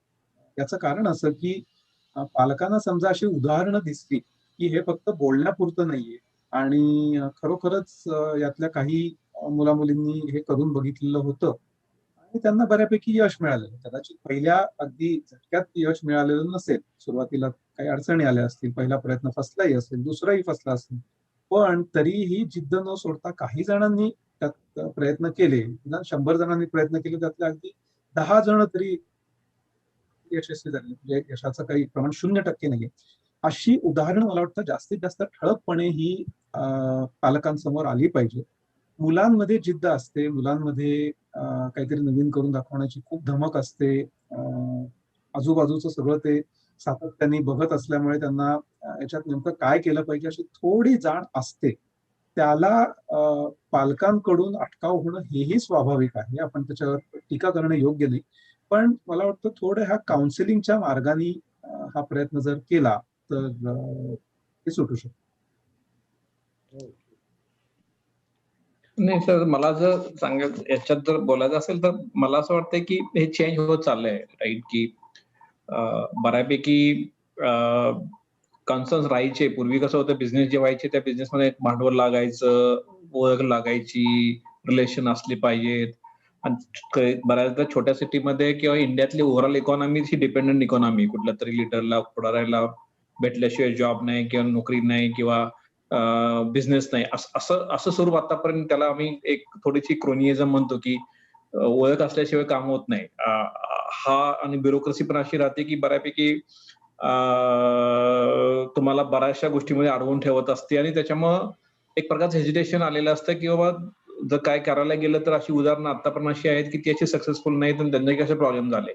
पण हे चेंज झाले गेल्या 10 वर्षात, एक सिग्निफिकंटली चेंज होत आहे. आज मोठ्या प्रमाणावर आपण जे ऍटलीस्ट काही एरिया जे आहेत, काही एरिया म्हणजे फॉर एक्झाम्पल टेक्नॉलॉजी एरिया असा आहे की ज्याच्यावरची लोकल डिपेंडन्सची गरजच नाही बेसिकली, कारण मार्केट तुमचं ग्लोबल आहे. आणि ग्लोबल मार्केट असल्यामुळे तुम्ही लोकल कोणावर डिपेंड राहायची गरज पण नाही बेसिकली, राईट. कंपनी सेटअप करणं it self was a nightmare होतं, परंतु कंपनी सेटअप करणं फार सोपं होऊन गेलेलं आहे बेसिकली. स्टार्टअप आता गेल्या 4-5 वर्षात जवळजवळ 20-25 स्टार्टअप रजिस्टर झालेले स्टार्टअप इंडियाच्या पोर्टलमध्ये बेसिकली. स्टार्टअप रजिस्टर होण्याचं प्रमाण पण खूप वाढलेलं आहे. इकोसिस्टम मध्ये फॉर एक्झाम्पल अगदी साधारण ठिकाणी पण आपण आता इन्क्युबेशन सेंटर आणलं, इकोसिस्टम आहे बेसिकली, राईट. आणि बऱ्याच जे ऑलरेडी एक्झिस्टिंग काम करणारे लोक त्यांची मेंटरशिप करण्याची तयारी पण आहे आणि त्यांची करतात पण मोठ्या प्रमाणात लोक बेसिकली. इन्व्हेस्टमेंट इकोसिस्टम पण बऱ्यापैकी चांगली होत चाललेली आहे की अगदी from angel investment to the series C series D पर इन्व्हेस्टमेंट तुम्हाला मिळतात चांगल्या प्रकारे. ते हे चेंज होतंय. फक्त हे कसं आहे की हे थोडंसं आत्मसात केलं आणि थोडस माहिती जास्त करून घेतली तर मग हा हेजिटेशन इंडिव्हिज्युअली स्वतःच निघेल आणि थोडंसं ही उदाहरणं बघितल्यानंतर, ती उदाहरणाची जाण करून दिल्यानंतर पालकांचं पण याच्यामधलं मध्ये ते चेंज होऊ शकतं बेसिकली. पण हेजिटेशन असू शकतं, इन्फिरिटी कॉम्प्लेक्स थोडासा असू शकतो. जगाशी बोलायचं म्हणल्यानंतर आपल्याला बोलता यायला पाहिजे, काम करता यायला पाहिजे, मार्केटिंग करता यायला पाहिजे, हे सगळे हेजिटेशन असतात. पण या सगळ्यांवर इझिली तुम्ही मात करू शकता बेसिकली. सर मला बोलायचंय. गोडसे सर नमस्ते, मी प्रिन्सिपल डॉक्टर बीटी जाधव. नमस्ते सर. नमस्ते खाते सर, नमस्ते. मला एक बेसिक प्रश्न अगोदर मला थोडंसं गोडसे सरांशी विचारतो मी. तर आपण डेटा सिक्युरिटी काउन्सिल ऑफ इंडियाकडे खूप चांगलं काम करताय आता, पण साधारणपणे आमच्या असं लक्षात येत नाही की या डेटा सिक्युरिटी काउन्सिलचा सर्टिफिकेशन प्रोग्राम काय आहे. जर आपण थोडंसं त्याला इलॅबोरेट करावं असं मला वाटतं. आणि दुसरं असं की आणखीन त्याला जोडून की या सर्टिफिकेशन प्रोग्रामच्या माध्यमातून विद्यार्थ्यांनी काही करिअर ऑपॉर्च्युनिटी आहेत का, किंवा स्टार्टअपसाठी त्यांना या समजा अशा काही स्मॉल युनिट्स सिक्युरिटीचं खूप चांगलं त्यांना सर्टिफिकेशन केलं, काही कोर्सेस त्यांनी केले, तर त्याचा बेस घेऊन त्यांना काही असे स्वतःचे उद्योग सुरू करता येतील का. आणि त्याला जोडून मला खरं तर हा प्रश्न धाडसारच विचारतोय मी की इंटरनेट सिक्युरिटी आणि डेटा सिक्युरिटी मध्ये कसं डिफरन्शिएट करून आपल्याला ते समजून घेता येईल. जरा हे माझे 2-3 सलग प्रश्न आपल्यासाठी आहेत. नाही, ठीक आहे.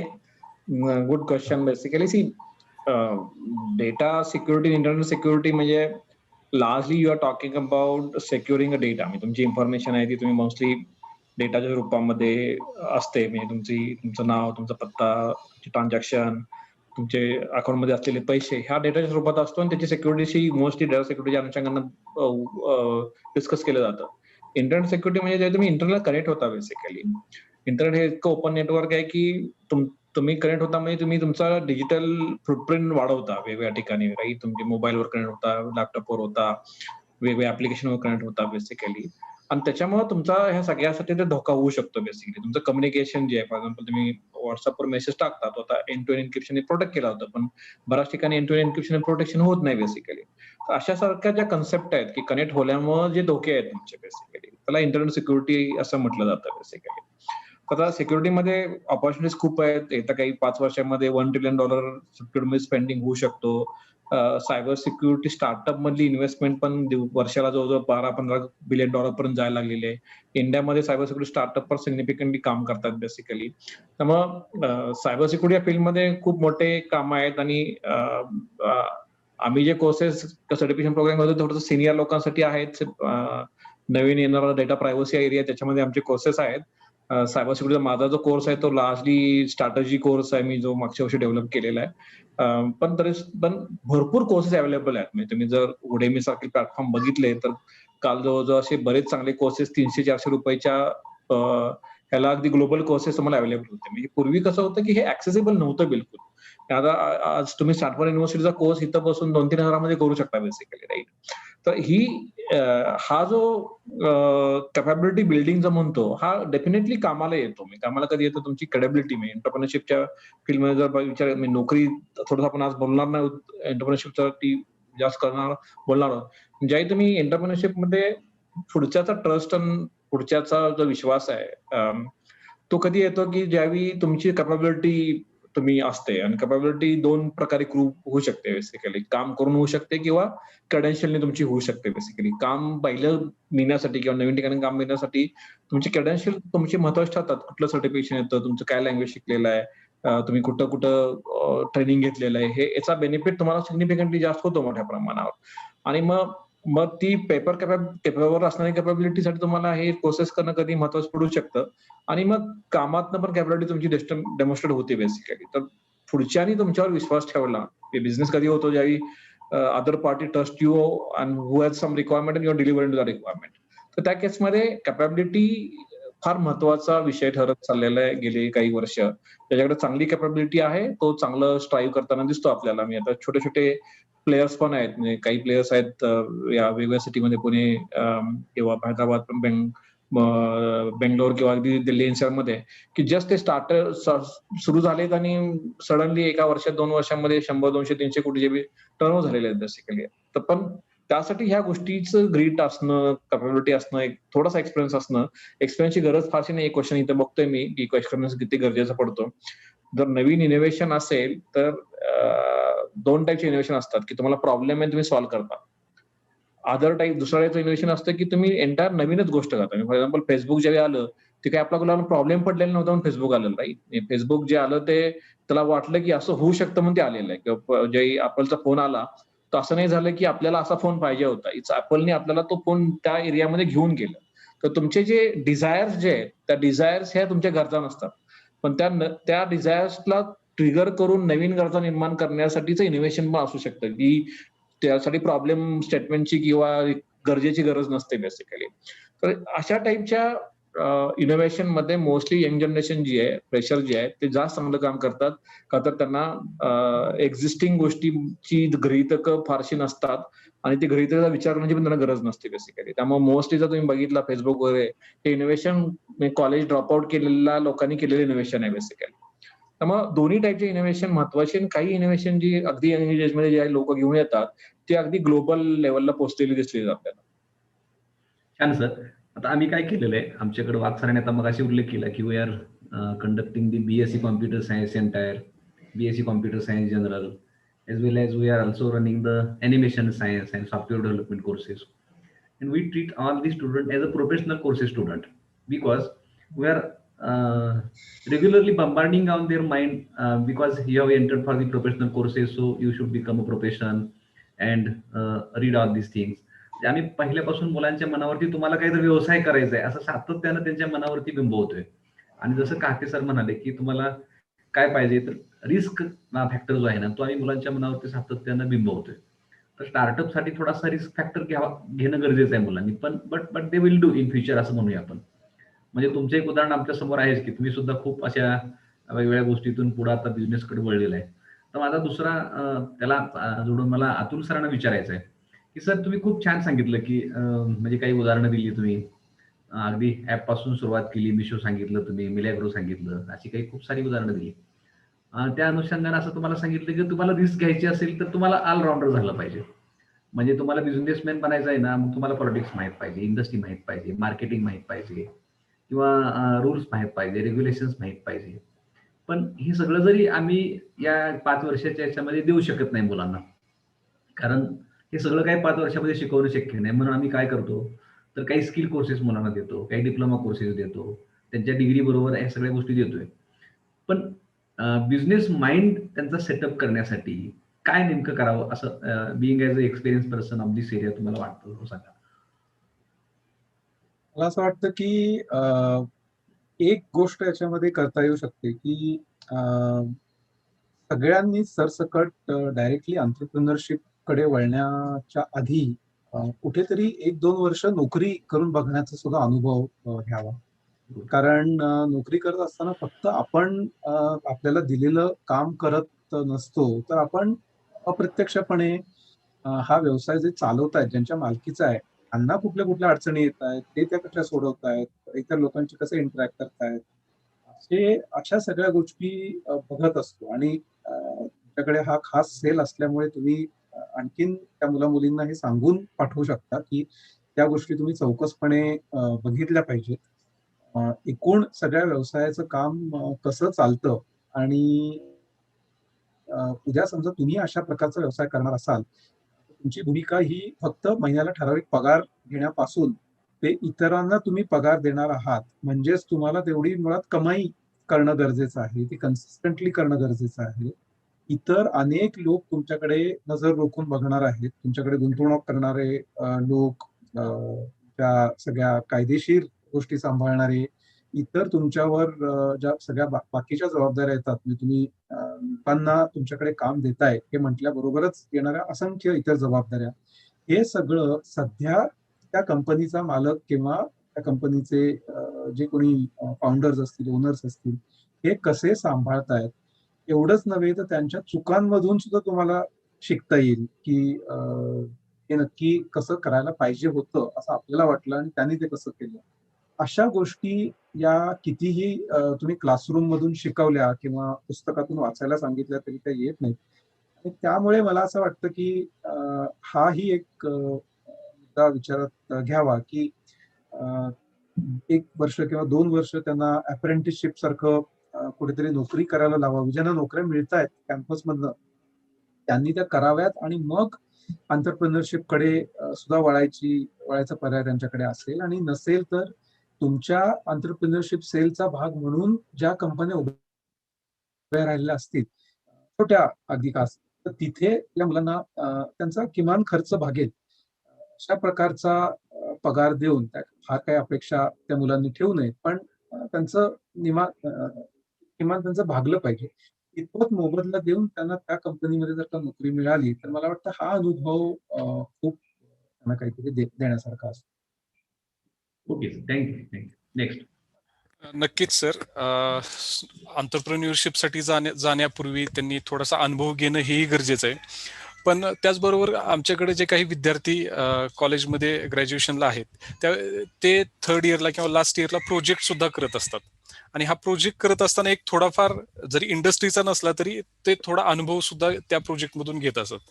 मग जर एखाद्या विद्यार्थ्याने तो जर प्रोजेक्ट केलेला असेल, ती आयडिया जर इनोव्हेटिव्ह असेल, तर तो प्रोजेक्ट आणि त्या प्रोजेक्टमधून जे काही आउटपुट आलेलं असेल, तर त्यांनी ते अनालिसिस कसं करावं, की माझा प्रोजेक्ट खरंच बाहेर जर गेला, मार्केटमध्ये जर गेला, तर तो मार्केटमध्ये व्हायबल होऊ शकतो का, किंवा त्या प्रोजेक्टमधून जे काही त्याला आउटपुट्स आलेले असतील, तर त्या आउटपुटचं त्यांनी अनालिसिस कसं करावं, याबद्दल सर काय सांगाल?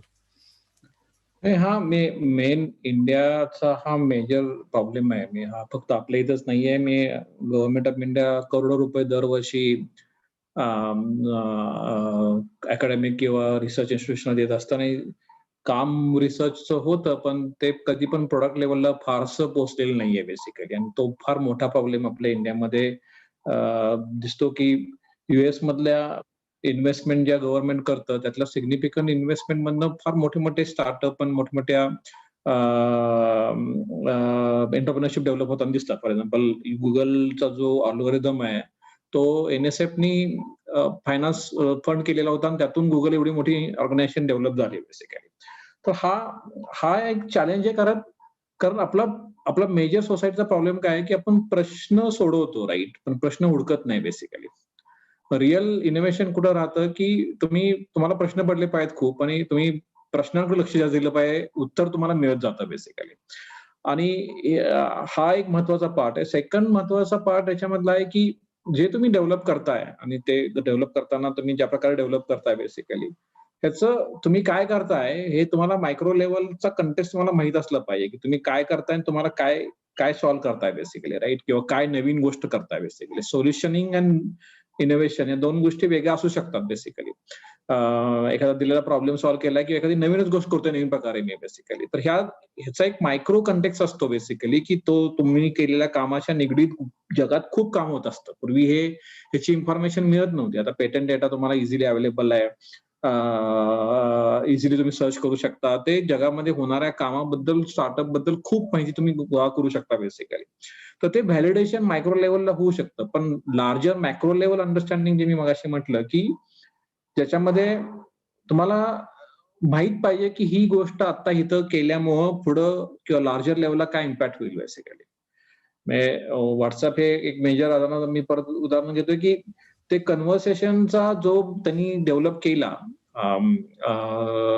जो काही पहिला युएक्स डेव्हलप केला असेल, त्याच्या मागचं त्यांनी ऍप्लिकेशन डेव्हलप केलं असेल, तर त्याच्यामध्ये जगामध्ये कन्व्हर्सेशन दोन व्यक्तींमधलं किंवा एका ग्रुपमधलं कसं होऊ शकतं आणि कसं ते आपण एनेबल करू शकतो, ड्राईव्ह करू शकतो बेसिकली. ह्याची ओळख होणं, ह्याची अंडरस्टँडिंग करणं आणि हे थोडंसं बेंचमार्क करणं हे फार महत्वाचं आहे. आणि हे जे कंटेक्स्ट मी म्हणतोय, मॅक्रो आणि मॅक्रो कंटेक्स्ट जो आहे, बिगर लार्जर कंटेक्स्ट जो आहे, तर ह्याच्यासाठीची थिंकिंग कॅपॅबिलिटी आपल्या सोसायटीमध्ये डेव्हलप होणं फार गरजेचं आहे. ती झाली तर एंटरप्रेन्योरशिप ऍक्टिव्हिटीज ज्या आहेत बेसिकली त्या इझिली पुढे येऊ शकतात. आणि मग तिसरी गोष्ट होती की आता इकोसिस्टम आहे का, अजूनही आहे आपल्याकडे, प्रॉब्लेम नाही असं आहे की सिलिकॉन व्हॅली सारखी इकोसिस्टम अजूनही आपल्याकडे नाही डेव्हलप होते, पण आता होतीये छोट्या छोट्या स्वरूपात होईना. तो सपोर्ट आणि तो हे अवेलेबल आहे. मग तो कुठे अवेलेबल आहे, काय केलं पाहिजे त्यासाठी, हे एक त्याचं एक व्यावहारिक प्लस जनरल अंडरस्टँडिंग आणि त्याचा एक बेधडकपणा की ज्याच्यामध्ये त्या सगळ्यांपर्यंत पोहोचणं. मी आता एक क्वेश्चन येतं की इन्व्हेस्टमेंट साठी 50% मागतात लोक आयडियासाठी, राईट, की ते चॅटमध्ये दिसतंय. का मागतात? का तुम्ही ओळखी पाळखीच्या लोकांकडे गेलेले आहे, राईट. त्यामुळे ते म्हणतात की ठीक आहे, मी देतो, मला 50% दे. पण एंजल इन्व्हेस्टमेंट जी असती त्याला 10% डायल्युशन इक्विटी असते बेसिकली, आणि ते इन्स्टिट्यूशनल वेने होत असतं बेसिकली. आणि प्रत्येक मेजर सिटीमध्ये एंजल नेटवर्क आहे बेसिकली. तिथं तुम्ही जर व्यवस्थित तुम्ही पोहोचला आणि तुमची जर आयडिया चांगली असेल, तुमचं पिच चांगलं असेल आणि तुमचं तो झील असेल, तर तुम्हाला एक 50 लाख ते 1 करोड रुपीज इन्व्हेस्टमेंट मिळू शकते. आणि त्यासाठी तुम्हाला 10-15% पेक्षा जास्त इक्विटी डायल्यूट नाही होणार बेसिकली. पण ते तुम्हाला माहित पाहिजे की, आणि नुसतं माहित असून उपयोगच नाही, तो तुमच्यात बेधडकपणा असला पाहिजे की तुम्ही त्याच्यावर ऍक्शन करताय बेसिकली. नक्कीच सर. अतुल कहाते सरांना चॅटबॉक्स मध्ये मला वाटतं क्वेश्चन आहे की कम्प्युटर फॉरेन्सिक्स मध्ये काय संधी किंवा ऑपॉर्च्युनिटीज असतील, त्याबद्दल सर काय सांगाल? कम्प्युटर फॉरेन्सिक मधल्या संधी प्रचंडच आहेत. याचं कारण असं की जसं डिजिटायझेशन बद्दल मगाशी गोडसे सर बोलले आणि मी बोललो, आणि या डिजिटायझेशनचा दुसरा परिणाम म्हणजे ज्याला हे सगळं तंत्रज्ञान चांगल्यापैकी येतं, तिथपासून ते अगदी खेडेपाड्यामधला अगदी अशिक्षित माणूस, दुर्दैवाने आपण म्हणू, या सगळ्यांना आता कुठल्या ना कुठल्या प्रकारे कम्प्युटर्स, मोबाईल, ऍप्स हे सगळं वापरणं हे अनिवार्य झाले. आणि हे होत असताना काही वेळेला जाणीवपूर्वकरित्या आणि काही वेळेला अजाणतेपणे यामध्ये असंख्य प्रकारचे गुन्हे होत आहेत. असंख्य प्रकारचे गुन्हे जरी आपण नाही म्हणतो, घटना सुद्धा घडत आहेत. म्हणजेच फेसबुक किंवा इंस्टाग्राम किंवा अशा ठिकाणी कोणाची तरी बदनामी करण्यापासून, आर्थिक घोटाळे करण्यापासून, युपीआय सारखा ऍप निघाला तर त्यातले छोटे मोठे सगळ्या त्यातल्या अडचणी हुडकून त्याचा गैरफायदा घेणारे लोक, लोकांच्या बँकांमधल्या पैशांवर डल्ला मारणारे लोक, कोविन ऍप मध्ये थेट बुकिंग करणारे लोक, अवैध गेम्स आणि ऍप्स अपलोड करून ते अपलोड्स लोकांना डाउनलोड करायला भाग पडून त्यातून पैसे कमावणारे लोक, बिटकॉइन सारखे व्यवहार, अशा इतक्या असंख्य गोष्टी याच्यामध्ये भरलेल्या आहेत की यामधल्या संधी या इथून पुढे अमर्याद अक्षरशः असणार आहेत. पण त्यासाठी संबंधित विद्यार्थी-विद्यार्थिनींचे बेसिक्स मला वाटतं खूप चांगले असले पाहिजे. कम्प्युटर नेटवर्किंग, TCP/IP हे सगळं कसं चालतं, इंटरनेट कसं चालतं, इंटरनेट सिक्युरिटी हा सगळा विषय कसा चालतो, क्रिप्टोग्राफी कशी चालते, आणि हे तंत्रज्ञान कसं चालतं हे कळल्याशिवाय त्याचा गैरवापर कसा केला जातो हे कळणार नाही. तर त्यामुळे नुसतेच वरवरचे कुठले तरी कोर्सेस करून मला वाटतं याकडे बघू नये. तर हा सगळा पाया पक्का केल्यानंतर अर्थातच सध्याचे अद्ययावत टूल्स टेक्निक्स याचे कोर्सेस जरूर करावे, पण सर्टिफिकेशन करावीत. CISSP आहे किंवा सिसा ची परीक्षा आहे किंवा इतर NASSCOM कडनं अनेक सर्टिफिकेशन आहेत, इथिकल हॅकरची सर्टिफिकेशन आहेत, सिस्कोची सर्टिफिकेशन आहेत. पण त्या सगळ्यासाठी आधी मला वाटतं पाया खूप मजबूत असला पाहिजे आणि एक असा थोडासा इन्व्हेस्टिगेटिव्ह माइंड असलेली ती मुलं मुली असली पाहिजेत. म्हणजे मला याच्यात काय करायचंय, मला याचं काय पडलंय, अशी तुमची धारणा असेल तर त्याकडे वळू नका. पण थोडक्यात या सगळ्यामधलं मला समजून घेतलं पाहिजे, हे अरे कसं घडतं, हे हा गुन्हा कसा घडला, तो उघडकीला कसा आला, हे ज्याला याच्याविषयी कुतूहल वाटत असेल त्या लोकांना याच्यामधल्या संधी अक्षरशः अमर्यादित. म्हणजे अमर्यादित संधी आहेत फॉरेन्सिक कम्प्युटिंग मध्ये. चॅट बॉक्स मध्ये अजून एक क्वेश्चन आहे की what are current tools and technologies available for data security in business? मला वाटतं गोडसे सर याचं चांगल्या प्रकारे उत्तर देऊ शकतात. गोडसे सर काय म्हणणार? हा म्हणजे बिझनेसचे टूल सगळे कॉमन असतात, पण डेटा सिक्युरिटी मध्ये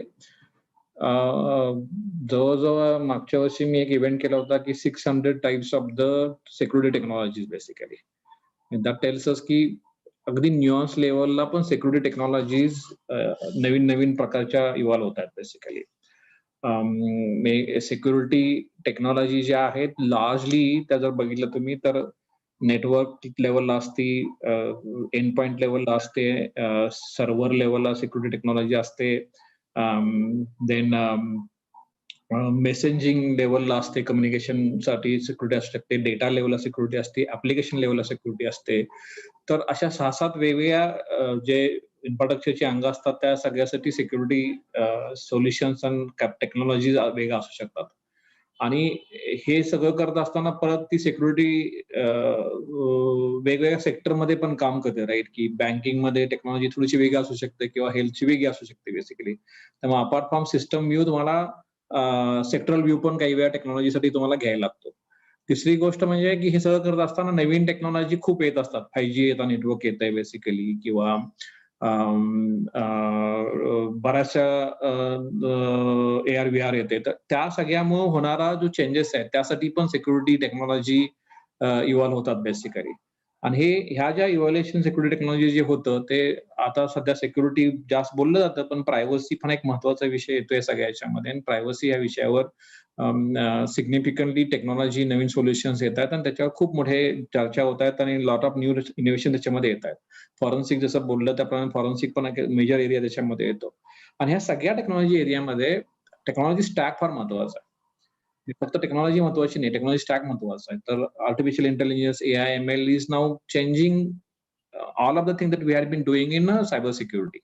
नेटवर्क मध्ये पण आता कंटेक्स्ट कॉम्प्युटिंग, कंटेंट कॉम्प्युटिंग किंवा आर्टिफिशियल इंटेलिजन्स किंवा ब्लॉकचेन टेक्नॉलॉजी किंवा क्रिप्टोग्राफी याचा सिग्निफिकंटली मोठ्या प्रमाणावर त्याच्यामुळे ट्रान्सफॉर्म होत आहेत. न्यू जनरेशन सिक्युरिटी सोल्युशन्स मध्ये केवळ सिक्युरिटी सोल्युशन्स आणि त्याच्यासाठी लागणारा स्टॅक हा इतकाच महत्वाचा ठरतो बेसिकली. अशा वेगवेगळ्या अँगलने तुम्ही सिक्युरिटी सोल्युशन्स आणि टेक्नॉलॉजी बघितलं पाहिजे. ओके, नेक्स्ट चॅट बॉक्स मध्ये क्वेश्चन आहे, एक विद्यार्थ्याचा आहे की which way should we choose to reach a position like you in securities? Goodse sir.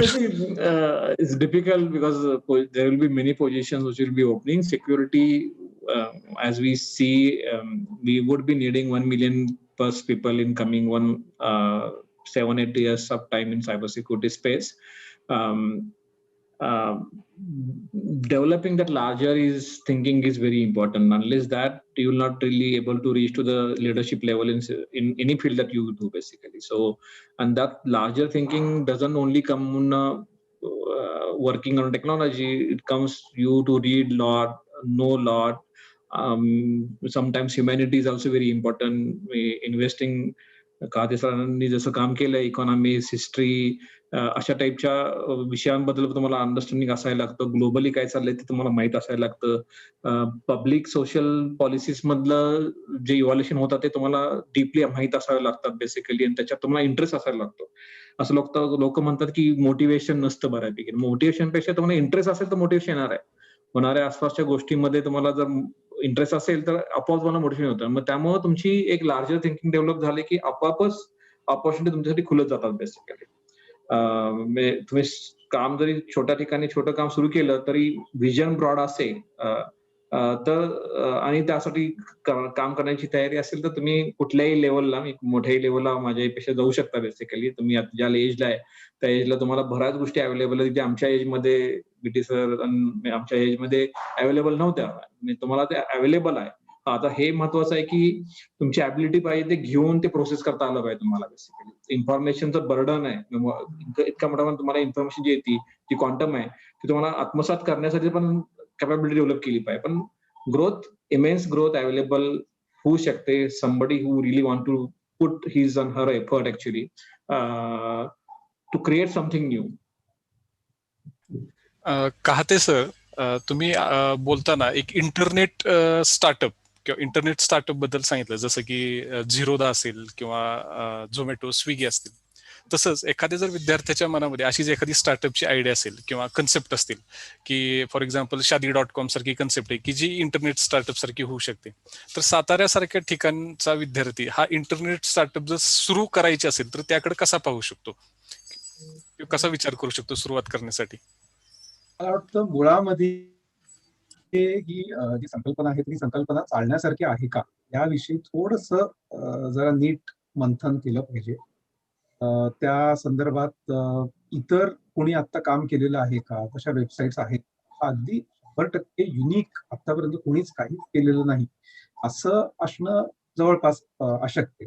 मी असं म्हणत नाही की ते आतापर्यंत कोणीच केलेलं नसतं, पण तुमची त्यामधली कामाची छटा सुद्धा काय वेगळी असणार, म्हणजे इतरांकडे काय नाहीये जे तुम्ही यातनं देणार आहात, हा विचार त्याच्यामध्ये असला पाहिजे. आणि त्यासाठी पुन्हा आतापर्यंत अशा प्रकारचं काम कोणी केलेलं असेल, कोणाचे स्टार्टअप्स असतील, शिक्षक, एंटरप्रेन्योरशिप सेल किंवा गोडसे सरांसारखे आहेत दाबलेले लोक, ते किंवा त्यांच्यासारखे लोक अशांची बोलून खरोखरच यातनं बिझनेस पोटेन्शियल आहे का हे जाणून घेणं मला वाटतं गरजेचं आहे. कारण बरेचदा काय होतं, माझ्या मर्यादित अनुभवातून मी सांगतो की मुलं मुली जेव्हा पहिल्यांदा वेबसाईट तयार करणं, HTML, CSS, जावास्क्रिप्ट पासून इतर सगळी टूल्स शिकणं आणि वर्डप्रेस किंवा इतर यांनी पटापट वेबसाईट तयार करणं, ती चालवणं, हे जेव्हा शिकतात तर त्यांना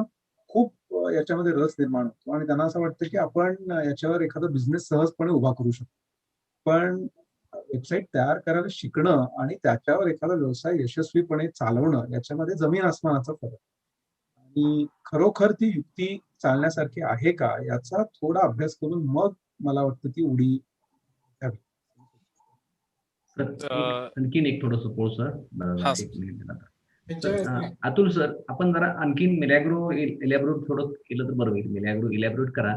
आणि आमच्या मुलांना तशा काही संधी इंडियामध्ये उपलब्ध होऊ शकतात काय as like that of the Milagro? या कंपनी विषयी म्हणजे थोडक्यात सांगायचं तर ते असं की ते राजीव करवाल जे होते ते LG आणि सॅमसंग आणि बऱ्याच म्हणजे भारतामध्ये जे एकूण इलेक्ट्रॉनिक गुड्सचं थोडक्यात रिव्होल्युशन काही वर्षांपूर्वी घडलं. ते मला आठवतं मी शाळेमध्ये असताना कुणाकडे गावामध्ये सुद्धा टीव्ही असणं ही अक्षरशः म्हणजे नवलाईची गोष्ट होती अगदी सुरुवातीला. मग नंतर घरोघरी टीव्ही आला आणि त्याच्यानंतर मग म्युझिक प्लेयर्स वगैरे, आणि आता त्या सगळ्या गोष्टी इतक्या मिनिएचर फॉर्म मध्ये उपलब्ध आहेत. टीव्ही वगैरे तर मला वाटतं त्यांची मुलं मुली बघत सुद्धा नाहीत, त्यांच्याकडे त्याच्याकडून चांगले स्मार्टफोन असल्यामुळे. पण हा जो सगळा बदल गेल्या 20 वर्षात 30 वर्षात घडला असेल, त्याच्यामध्ये खूप महत्वाची भूमिका यांनी बजावली होती. आणि त्याच्यानंतर त्यांना असं वाटलं की आपण आता अशा प्रकारच्या कंपन्या मध्ये काम करत बसण्यापेक्षा आपण स्वतः एखादं काहीतरी नवीन का सुरू करू नये. आणि नुसतंच कन्झ्युमर इलेक्ट्रॉनिक्स नव्हे तर त्यांचा थोडासा रोबोटिक्स आणि अशा विषयांचा पण अभ्यास असल्यामुळे त्यांनी ही कल्पना मांडली आणि त्यातनं हा रोबोट निर्माण झाला. आणि त्यांनी त्यावेळेला असा विचार केला होता की एक ठराविक वर्गातला भारतामधला कन्झ्युमर तरी ही उत्पादनं घेईल. म्हणजे त्यांचे रोबोट सुरुवातीला तर खूपच महाग होते. 60,000 आणि 75,000 आणि त्याच्या खाली जवळपास त्यांचा एकही रोबोट उपलब्ध नव्हता. त्यावेळेला त्यांना हा प्रश्नही विचारण्यात आला की इतके महाग रोबोट्स तुम्ही भारतासारख्या देशामध्ये विकताय, तर हे कोण विकत घेणार? तर त्यांनी अगदी स्पष्टपणे सांगितलं होतं की एकूण या सगळ्यासाठी येणारा खर्च, मी गोळा केलेलं भांडवल, इतर गुंतवणूकदारांकडून घेतलेले पैसे, हे सगळं काही प्रमाणात तरी वसूल व्हायचं असेल तर या दराला हे विकण्याशिवाय माझ्याकडे पर्याय नाहीये. आणि त्यामुळे अगदी सो कॉल्ड टॉपमोस्ट श्रीमंत वर्गातले लोकच समजा हे घेत असतील तरी मला हे चालण्यासारखे. पण त्यांच्या हे अतिशय उत्कृष्ट दर्जाचं प्रॉडक्ट आहे, हे मला पुन्हा सांगायला पाहिजे. मी स्वतः हे ऍक्च्युली आमच्या घरी वापरतोय गेलं वर्षभर. हे अतिशय व्यवस्थितपणे चालणारा हा रोबोट आहे. पण त्यानंतर काय झालं की मग त्यांच्या लक्षात आलं की ह्या फक्त अति उच्च वर्गातल्या लोकांसाठीच हे टार्गेट केलं तरी चालणार नाही. म्हणून मग त्यानंतर त्यांनी गेल्या वर्षी, कोरोनाच्या अगदी थोडा आधी, ही मिडल आणि थोडीशी लो रेंज मधली प्रॉडक्ट्स आणली. म्हणजे आता त्यांचा एक रोबोट अक्षरशः 10,000 रुपयांना सुद्धा मिळतो. त्याची फीचर्स कमी आहेत, पण जे आपल्याला जुजबी काम लागतं तर ते करतो. म्हणजेच काय तर एकूण त्यांनी हा विचार केलेला होता की एका म्हणजे भारतासारख्या देशामध्ये सुरुवातीला उच्चभ्रू गटातल्या लोकांना हे लागेल आणि कोरोना आल्यानंतर त्यांनी वेगाने त्याच्यात झपाट्याने बदल केला. आणि त्यांच्या असं लक्षात आलं की अगदी घरोघरी सुद्धा, म्हणजे ते आता उदाहरणार्थ सिनियर सिटीजन्स राहतात, किती दिवस आपलं घर झाडणार आहेत, पुसणार आहेत. तर हे आता दुर्दैवाने गेल्या वर्षी घरोघरी लोकांनी केलं नाईलाजाने, याला काही पर्यायच नव्हता. पण ज्यांना शक्य त्यांना अफोर्डेबल रेंजमध्ये आपल्याला हे आणता येईल का? आणि त्या रोबोटिक्स तंत्रज्ञानामध्ये होत असलेल्या सगळ्या सुधारणा ते पुन्हा त्यांच्या प्रॉडक्ट्समध्ये सातत्याने आणत होते. म्हणजे सुरुवातीला फक्त झाडणारा ब्रश वाला रोबोट होता, नंतर त्यांच्याकडे आता घर पुसणारा सुद्धा रोबोट. म्हणजे तुम्ही त्याला खाली कापड लावलं, थोडंसं पाणी ठेवलं तर तो घर अक्षरशः लख्ख पुसून घेतो. आणि मला या निमित्ताने एक सांगावं वाटतं की ही प्रॉडक्ट रेंज समजा इतर अनेक कंपन्यांनी समजा बाजारात आणली आणि त्यामुळे त्याच्या किमती कमी होत गेल्या. आर्टिफिशियल इंटेलिजन्सचे धोके आपण म्हणतो, कुठल्या नोकऱ्या जातील, काय होईल, अक्षरशः घरगुती कामगारांवर सुद्धा दुर्दैवाने, हा दुर्दैवाचा वाक्य, पण दुर्दैवाने कुऱ्हाड कोसळू शकते अशी या प्रॉडक्ट आणि अशा प्रकारच्या प्रॉडक्ट्समध्ये ताकद आहे. भारतामध्ये किती लोकांची आत्ता याची क्रयशक्ती आहे आणि कोरोनामध्ये आणखीन किती संपली, हा भाग आपण लक्षात जरी घेतला तरी आत्ता नाही, पण कदाचित पुढच्या 4-5 वर्षांमध्ये हे घडू शकते. विद्यार्थ्यांना मला त्यानिमित्ताने हे सांगावंसं वाटतं की आता एखाद्या घरामध्ये जाऊन झाडू काम करणाऱ्या किंवा घर पुसणाऱ्या त्या बाईला आर्टिफिशियल इंटेलिजन्स आणि रोबोटिक्समुळे आपली नोकरी जायची शक्यता आहे. हे सूत्रांतरी कल्पना असेल, पण हे घडू शकतं. आणि हा थोडासा दुर्दैवाचा भाग आहे की एखाद्या स्टार्टअपमुळे भलत्याच लोकांच्या, म्हणजे ज्यांचा दुरूनही संबंध नाही, हे खरं म्हणजे यामुळे आणखीन थोडेसे एफेक्ट झालेले आहेत, अशांच्या नोकऱ्या जाऊ शकतात. ही पण या स्टार्टअपची एक. Okay sir, thank you. आम्ही एक स्टार्टअप आता याच्यामध्ये वाघ सरांच्याकडे आम्ही एक लॅब उभी करतोय रोबोटची. त्या अनुषंगाने मी मुद्दामून आपल्याला ते इलॅबोरेट करायला सांगितलं. आणि आमच्या मुलांना थोडंसं याच्यातून छोट्या छोट्या प्रोजेक्ट मधून त्यांना नव्या आयडिया सुचू शकतील की जेणेकरून एखादं स्मॉल प्रोडक्ट भविष्यकाळामध्ये YCIS सायन्स मधून लॉन्च करू आम्ही या निमित्त. म्हणून मी आपल्याला पुन्हा एकदा रिक्वेस्ट केली या संदर्भात. Thank you sir, thank you. Next Mundra sir काहीतरी बोलणार आहेत. मुंद्रा सरांना पंकज सरांना काहीतरी प्रश्न आहे, ते पंकज सर स्टार्टअपचे आपले कोऑर्डिनेटर.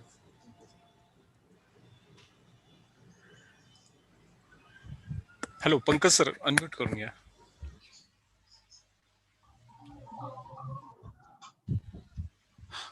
हा सर. हा येतोय सर, आवाज येतोय.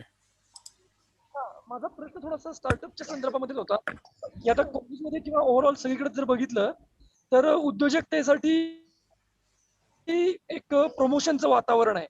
आणि मग या स्टेटमध्ये मुलं कन्फ्युज राहतात की मी नक्की काय करावं. तर अशी कुठली ऍप्टिट्यूड टेस्ट आहे का की जी मुलांची आंतरप्रिन्युअर टेंडन्सी चेक करू शकते किंवा त्या अनुषंगाने? या मीन्स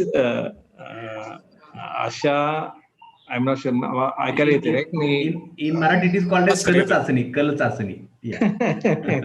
नाही आपल्याला कसं आहे की अकॅडमिक फील्ड मध्ये प्रत्येक गोष्टीला ती सीईटी बीटी मग सवय लागली की ऍप्टिट्यूड टेस्ट पाहिजे, पण पर्सनॅलिटी टेस्टच्या मल्टी इंटेलिजन्स चेक करण्याच्या बऱ्याच काही टेस्ट अवेलेबल आहेत विच टेल्स यू की तुम्ही कशात चांगले आहात, आणि त्याची अगदी सायंटिफिक काउन्सिलिंग पण अवेलेबल होती. पण आय थिंक ह्याच्यासाठी फारसं ते वापरलं जात नाही. करिअर चॉईसेससाठी वापरतात लोक, कुठल्या फील्डसाठी वापरलं जातं, पण इथं तुमचं झील असेल ना स्वतःच काहीतरी करायचंय, त्यात झील तुम्हाला कळतो स्वतःचा बेसिकली. फक्त काय की ते प्रेशर बाहेर नाही येतं की नाही बाबा हे नाही ठीक आहे तुझ्यासाठी, स्वतःचं हेजिटेशन असतं आणि बाहेरचं प्रेशर असतं बेसिकली. कसं आहे की ज्यावेळी इन्स्टिट्यूशनल वाईड असतो, असं म्हणतात की इंडियामध्ये अजूनही सिग्निफिकंट आहे पण बराचसा कमी होत चाललेला आहे, की तुमच्या डोक्यात आयडिया आहे आणि तुम्ही एक स्टार्टअप करायचा आहे तुम्हाला, किंवा तुम्हाला स्वतःचा बिझनेस करायचा आहे बेसिकली, तर त्या आयडियाला पूरक अशी व्यवस्था नसणं हे एक मोठं एज्युटेशन आहे. म्हणजे कॅपिटल न मिळणं, फंड न मिळणं, बँकांनी तुम्हाला पैसे कर्ज न देणं, पण हे सगळं शिथिल होत चाललेलं आहे. म्हणजे तो इन्स्टिट्यूशनल तो जो गॅप होता तो गॅप असा भरत चाललेला आहे काही प्रमाणामध्ये, आणि तो भरत चालल्यामुळं उडी टाकली तर फारसं मोठं नुकसान होईल असं नाही. तुम्हाला इनफॅक्ट तुम्ही फार चांगलं शिकू शकाल बेसिकली, आणि ती लर्निंग तुमच्या लाईफसाठी महत्वाची ठरू शकतात बेसिकली. मी पण अशा इंजिनिअरिंग झाल्यानंतर मी पण 2-3 उड्या मारल्या.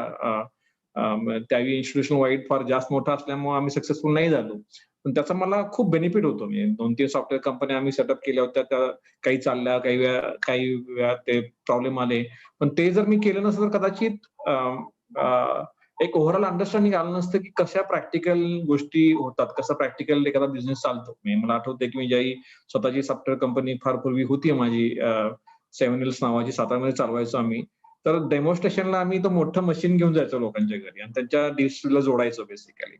तर डेमॉन्स्ट्रेशन काय हे काल नाही, मी ते कसं करायचं माहित नव्हतं. मग त्यावेळी मग तुम्ही पीपीटीचा कसा उपयोग करायचा, फ्लायर कसं बनवायचं, तुम्ही कसं मार्केट करायचं, ह्या सगळ्या गोष्टी नोकरीच्या माध्यमातून फार कमी वेळा आणि फार उशिरा तुमच्या लक्षात येतात बेसिकली. पण बिझनेसच्या मध्ये तुम्ही फार लवकर गोष्टी शिकता बेसिकली, आणि कन्व्हर्सेशन आहे किंवा मार्केटिंग आहे, सेल्स आहे, हे आपल्या कित्येक हजारो लाखो वर्षापासून हे चाललंय राईट. सोसायटी वाढली असेल की कुणीतरी कुणाला काही सेल केल्यामुळे मोठं एवढं आपलं जग झालेलं आहे बेसिकली. त्यामुळे इथून पुढच्या पण फील्डमध्ये एखादी गोष्ट तयार करणं आणि ती विकणं आणि त्याचा अनुभव असणं, हे जरी तुम्हाला यश नाही आलं तरी सुद्धा मला असं वाटतं तो अनुभव तुम्हाला फार मोठी गोष्ट पुढच्या लाईफमध्ये देऊ शकतो. दोन एक्सपेरिमेंट मी जे केले होते सुरुवातीच्या पिरियडमध्ये, ते मला आता इतके कामाला येतात बेसिकली. तर हे एक्सपेरिमेंट करणं महत्वाचं असतं. त्यामुळे द्विधावस्था कुणाची असू शकते, पण मला एवढं सांगायचं की व्यवस्था निर्माण होत आहेत की ज्याच्यामुळे रिस्क दिवसेंदिवस कमी होत चाललेली आहे एंटरप्रेन्योरशिपच्या माध्यमातली. नक्कीच सर सर. मला एक हो सर, मला एक क्वेश्चन आहे. हा विचारा सर. तर सर एका सॉफ्टवेअर कंपनी ज्यावेळेस आपण एस्टॅब्लिश करतो त्यावेळेस बऱ्यापैकी लोकलचे कामं खूप कमी असतात, तर आपण आउट ऑफ इंडियाची आउटसोर्सिंगची कामं घेत असतो, तर त्यावेळी काय काळजी घ्यावी लागेल आणि ते कशी मिळवता येतील कामं? नाही, डिजिटल मार्केटिंग हा आजकाल एक चांगला इन्स्ट्रुमेंट डेव्हलप होत चाललेला आहे. मी तुमचे रिलेशन कनेक्ट डेफिनेटली हेल्प करतात तुम्हाला मोठ्या प्रमाणावर. पहिले 1-2 कामं तुम्हाला ब्रेक थ्रू हा रिलेशन मधनच मिळत असतं बेसिकली. पण तो एकदा पहिले 1-2 ब्रेक मिळाले की तुमचं एकदा प्रूव्ह झालं आणि टेस्टिमनी जर तुमच्याकडे आली तर थोडी जर्नी इझी पडते बेसिकली. आणि रिचिंग आउट हा पहिल्यासारखा इतका डिफिकल्ट राहिलेला नाहीये बेसिकली राईट. तुम्ही रीच करू शकता बेसिकली. तुम्हाला प्रूव्ह करता यायला पाहिजे आणि त्यासाठी जो थोडासा एक्सपिरियन्स आहे तो तुमच्या जवळच्या आसपासच्या लोकांकडून मिळू शकतो, असं झालेलं आहे. मी बऱ्याचशा स्टार्टअपला मी स्वतः अशी कामं दिलेली आहेत आणि त्यामुळं पहिली कामं त्यांना मिळाल्यामुळे त्यांची ग्रोथ फार मोठी पुढे झालेली आहे बेसिकली. तर सुरुवातीचे 1-2 ब्रेक मिळणं फार महत्वाचं असतं. मग प्रोडक्ट स्वतःचे असेल तर ते मग थोडंसं अजून इझी पडू शकतं, पण प्रोडक्ट बिल्ड करणं आणि तो सेल करणं पण इतकं सोपं नसतं बेसिकली.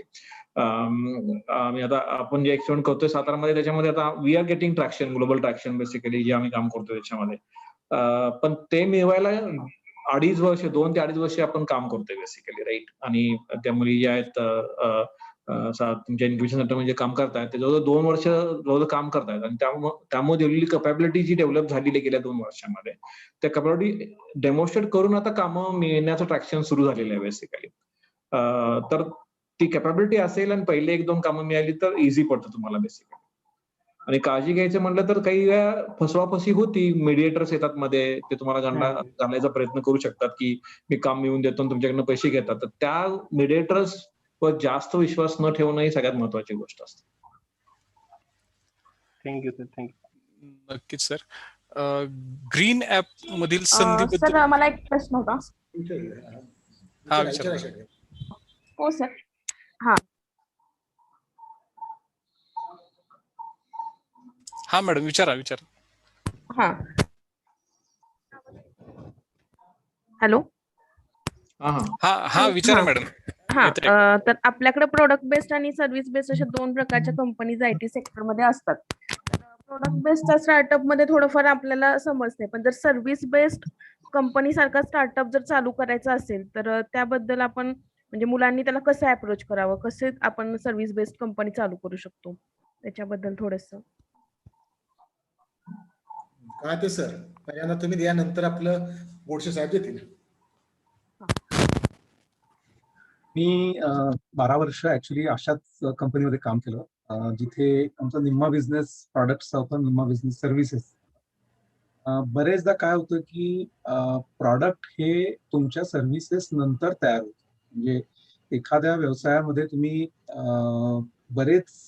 बरीच वर्ष काम केलं आणि साधारण तो व्यवसाय कसा चालतो त्यातले बारकावे तुमच्या लक्षात आले की त्यानंतर दरवेळेला तशाच प्रकारचं काम सर्व्हिसेसचं करून देण्यापेक्षा यातनं एखादं प्रॉडक्ट आपल्याला तयार करता येईल का, असा विचार त्यातनं तयार होतो. म्हणजे आमच्या केसमधलं उदाहरण जे होतं ते मी जे आयफ्लेक्स सोल्युशन्स मध्ये काम केलं, ओरॅकलनी विकत घेतली, इतकी मोठी कंपनी झाली. पण त्याची मूळ संकल्पना अतिशय सोपी होती. म्हणजे सिटी बँकेसाठी सॉफ्टवेअर लिहून देणं ही त्या कंपनीचं मूळ स्वरूप होतं. आणि त्यानंतर त्या कंपनीच्या प्रवर्तकांना अशी कल्पना सुचली की आपण सिटी बँकेसाठी सॉफ्टवेअर लिहून देतोय, आणि सिटी बँक ही जागतिक पातळीवरची बँक, म्हणजे 100 देशांमध्ये त्याच्या शाखा असल्यामुळे ती जे काम करते ते सगळ्या देशांमध्ये एकसारखं असतं म्हणण्यापेक्षा तिला माहित असतं जगभरात काय चालू आहे. तर त्या सगळ्या देशांमधलं काम आपण समजून घेऊन त्यातनं एखादं प्रॉडक्ट तयार का करू नये, अशा संकल्पनेतनं ती कंपनी सुरू झाली. आणि नंतर तो प्रॉडक्टचा त्याचा बिझनेस इतका वाढत गेला. आता मी कंपनी सुरू 6-7 वर्ष झाली, पण आताच्या आकडेवारीनुसार 80% प्रॉडक्ट्स आणि 20% सर्व्हिसेस असं त्याचं साधारण रेशो झालेला आहे. तर सर्व्हिसेस मध्ये बिझनेस सुरू करताना आता सध्याच्या काळामध्ये मला वाटतं सगळ्यात महत्वाची गोष्ट अशी की पुन्हा तुमच्याकडे त्यात युनिक असं काय आहे, वेगळं काय आहे. कारण सरसकटपणे भारतीय सॉफ्टवेअर कंपन्या जर का तुम्ही बघितल्या तर त्या एकाच प्रकारचं काम करतात की कुठल्या तरी कंपनीचं काम घेऊन त्यांना सॉफ्टवेअर लिहून देणे.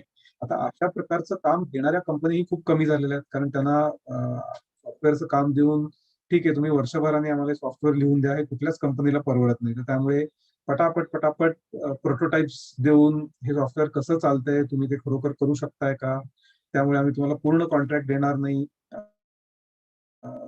छोटं आम्हाला काम करून द्या, अशा प्रकारची गरज खूप वाढली आहे. सर्व्हिसेसच्या कंपन्यांमधला दुसरा त्यामधला धोका असा असतो की बरेच लोक तिथे काम करायला येतात ते फक्त अनुभव घेण्यासाठी आहेत.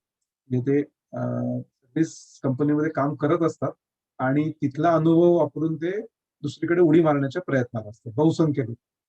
आणि तिसरी गोष्ट, अशाच प्रकारची कामं ही अनेक कंपन्या करत असल्यामुळे तुमचं त्याच्यात वेगळेपण काय आहे. म्हणजे तिथे समजा तुम्हाला अक्षरशः साक्षात इन्फोसिस आणि TCS पासूनचे 10 मंडळी तुमच्या समोर असतील तर तुम्ही त्यांच्यासमोर कसा टिकाव धरणार, हा यातला महत्वाचा प्रश्न असतो. तर त्यामुळे वेगळेपण काहीतरी असलं पाहिजे.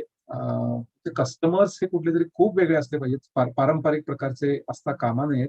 आणि यातून भविष्यामध्ये प्रॉडक्टायझेशन होऊ शकतं का, अशी शक्यता कुठेतरी ते थोडी जर का दिसत असेल तर मला वाटतं त्या व्यवसायाकडे पडावं. नाही तर तुम्ही हे लोकल पातळीवर करणार असाल, देशापुरतं करणार असाल, तर मग काहीच हरकत नाही. ते तुमच्या ते TCS आणि इन्फोसिस हे अजिबात ढुंकून सुद्धा तुमच्याकडे बघणार नाहीत. कदाचित लोकल कंपन्यांची तुमची स्पर्धा असेल तिथे हे चालू शकते.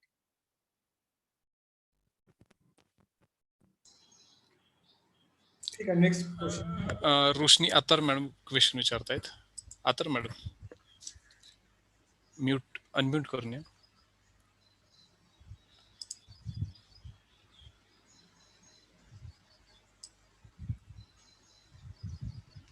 आय थिंक त्यांच्या एंडला काहीतरी प्रॉब्लेम येतोय. तोपर्यंत चॅट बॉक्स मध्ये अजून एक क्वेश्चन आहे की दोन. पोळ सर हा सर. हा सर. आता थोडस मला काते सरां आपण जरा आता समारोपाकडेच निघालेलो आहोत.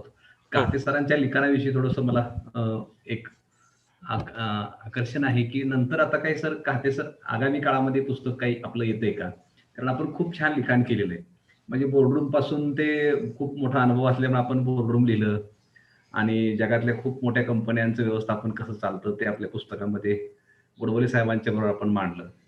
त्याच्यानंतर अगदी आपण थोडासा समाजवादी विचारसरणी आपल्याकडं साधारणपणे आपल्या वाचनातून निर्माण झाली काही मला वाटतंय.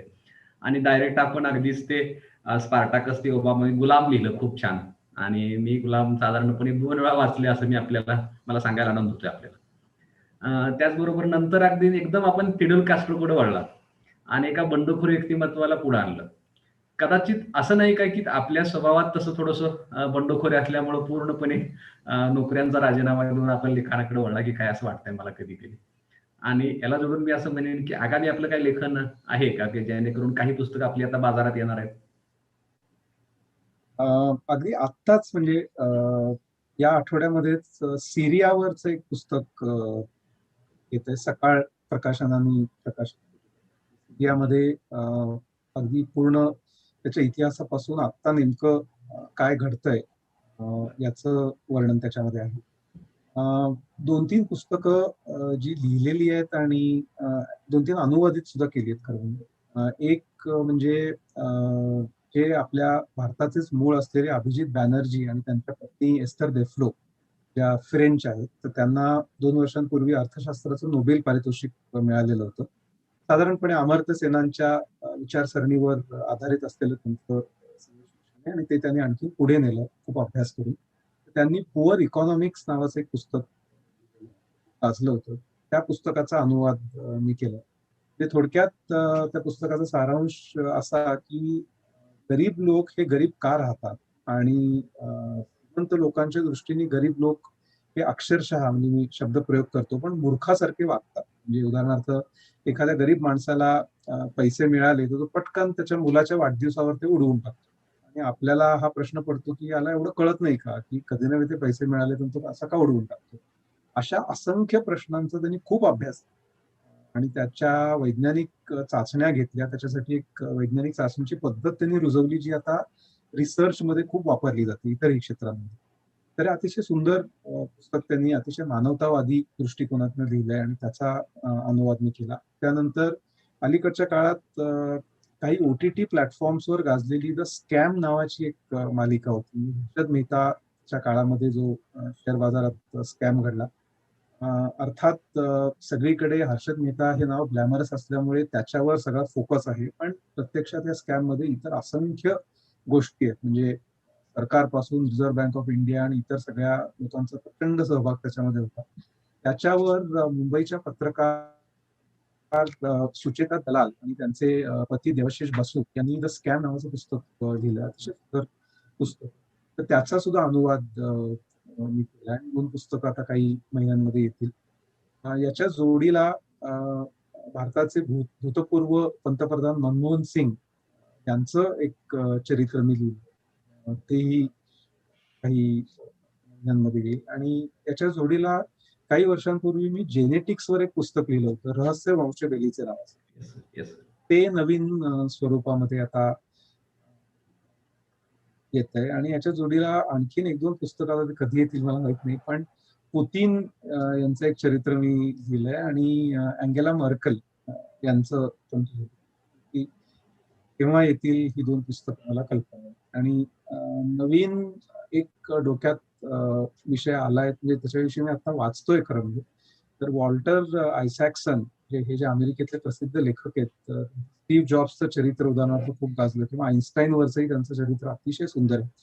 त्यांनी आता नवीन द कोड ब्रेकर नावाचं एक पुस्तक लिहिलंय, आणि अतिशय ढवळून टाकणारी संकल्पना आहे. म्हणजे आता कोरोनाने जो धुमाकूळ घातलाय, तर इतकी वर्ष म्हणजे मला जी या क्षेत्रातली मर्यादित माहिती आहे त्यानुसार आपलं सगळं लक्ष वैज्ञानिकांचं, अभ्यासकांचं इतकी वर्ष म्हणजे एकूण जनुकीय शास्त्र कसं चालतं, तर त्या सगळ्याचा फोकस हा डीएनए वर होता त्या पेशीमधल्या.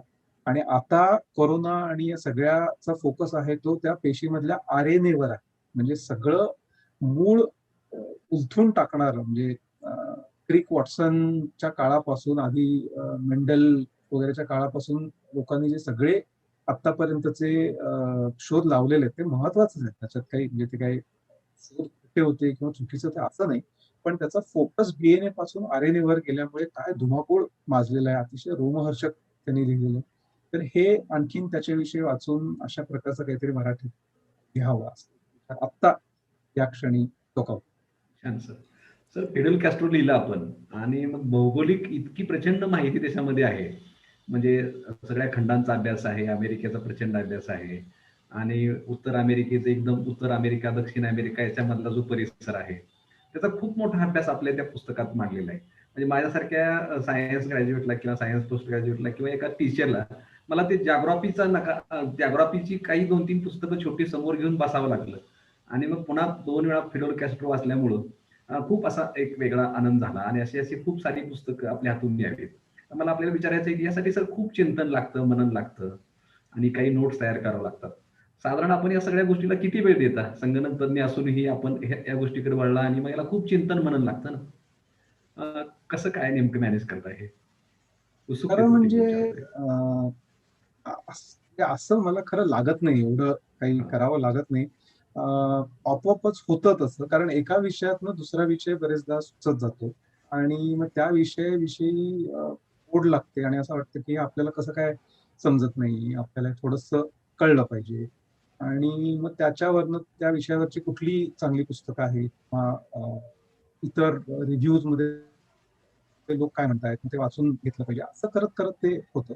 आणि बरेचदा खरं म्हणजे जसं आपण आपल्या अभ्यासासाठी नोट्स काढतो, तर तसं मी खरोखर नोट्स काढल्यासारखं लिहितो. तर त्यामुळे खूप त्याच्यावर काहीतरी प्रक्रिया करावी लागते. म्हणजे मी अजिबात हे करत नाही. खूप लेखक मला माहिती प्रचंड कष्ट घेतात. एक 6-6 वेळेला ते लिहून काढतात, बदलतात. मी खरोखर असं करत नाही. म्हणजे एकदा लिहून झालं की फार तर एखादी नजर त्याच्यावर फिरवली तर फिरवली, पण आहे तसंच पाठवून टाकतो. कारण बहुतेक ते असं होत असावं की ते माझ्या सिस्टीम मध्ये इतकं साठलेलं असतं की ते मला बाहेर काढायचं असतं. ते बाहेर गेल्यानंतर मला जो त्यातनं रिलीफ मिळतो की आता हे संपलं आणि आता दुसरं काहीतरी आपण केलं पाहिजे. तर त्यामुळे मी त्याच्यावर तेवढे कष्टही खरं म्हणजे सांगणं बरोबर नाही, पण घेत नाही. पण ते आपोआप होत राहतं. म्हणजे एक उदाहरण तुम्हाला सांगतो. तुम्ही जसं मगाशी म्हणालात की गुलाम हे पुस्तक लिहिलं. गुलाम हे पुस्तक लिहिल्यानंतर गुलामगिरी आणि या सगळ्या विषयाबद्दल थोडीफार माहिती मला मिळाली, आणि मग त्यानंतर असं वाटायला लागलं की अमेरिकेमधला एकूण सगळा इतिहास आपल्याला तितकासा माहित नाही, फक्त गुलामगिरी विषयीचा माहिती. मग अमेरिका ही कशी तयार झाली आणि अमेरिकेने आतापर्यंत काय केलंय, असं करत करत मी वाचत गेलो. त्यातनं 2 पुस्तकं तयार झाली. एक अमेरिकी राष्ट्रपती, म्हणजे अगदी जॉर्ज वॉशिंग्टन पासून ओबामांपर्यंतच्या सगळ्यांच्या कारकिर्दी, आणि खूप मजेशीर माहिती वगैरे पण आहे त्याच्यामध्ये, महत्वाचं काय काय घडलं, रंजक प्रकारचं आहे. आणि दुसरं युद्धखोर अमेरिका, म्हणजे अमेरिकेने अनेक देशांवर अवैध थेट हल्ला केला, कित्येकदा घुसखोरी केली, स्थानिक लोकांना फूस लावली, त्या सगळ्यांच्या दुर्दैवी कहाण्या त्या पुस्तकात असं सुद्धा बरेचदा होतं. आमचे सगळे तंत्रज्ञानाचे विद्यार्थी आहेत आपल्यासारखेच, म्हणजे बीएससी चे सगळे विद्यार्थी आहेत. त्यांना वाचनाची प्रेरणा यावी म्हणून काय सांगाल? माझे प्रश्न संपवतो मी. नाही, हे मी खरंच अगदी कळकळीने सांगतो आजच्या मुला-मुलींना, तुम्ही वाचलं पाहिजे. आणि वाचलं पाहिजे म्हणजे व्हॉट्सअप नव्हे, वाचलं पाहिजे म्हणजे फेसबुक आणि इंस्टाग्राम नव्हे. ते सगळं तुम्ही करा. आजची पिढी तशीच आहे, हे युग तसंच आहे, मला सगळं मान्य आहे. तो भाग चक्क टाइमपास म्हणून तुमच्या दिवसातला काही भाग जरूर करा. पण जर का तुमचा दिवस हा मानसिक दृष्ट्या म्हणतोय मी ऑल टॅब केल्यासारखा, व्हॉट्सअप मधून फेसबुकमध्ये, फेसबुक मधून इंस्टाग्राम मध्ये, इंस्टाग्राम मधून युट्यूब मध्ये, युट्यूब मधनं ब्राउझिंग कडे, पुन्हा काहीतरी एखादी गेम खेळणं, पुन्हा ऑल टॅप करून मूळ व्हॉट्सअपकडे, असा तुमचा दिवस फिरत असेल, आणि दुर्दैवाने बहुसंख्य लोकांचा दिवस असा फिरतो आता, त्याच्या सकाळी उठल्यापासून रात्री झोपेपर्यंत सगळं लक्ष त्या मोबाईलकडे लागलेलं असतं. असं होऊ देऊ नका. कारण तुम्हाला खरोखर आणि फक्त हे काहीतरी मला यश मिळवायचंय अशासाठी मी म्हणत नाहीये. एकूण तुम्हाला समृद्ध व्हायचं असेल, एकूण खरोखर जग समजून घ्यायचं असेल, माणूस म्हणून तुम्हाला घडायचं असेल, संवेदनशील व्हायचं असेल, तर तुम्हाला खरोखर खूप वाचलं पाहिजे. आणि अगदी साधी सुरुवात वर्तमानपत्रांपासून करा. म्हणजे कित्येक घरांमध्ये अलीकडे पेपर्स येतच नाही, आणि आले तर ते आहेत जवळपास आहेत तसे घडी घातल्यासारखे रद्दीत. हे इतकं दुर्दैवी दृश्य आहे.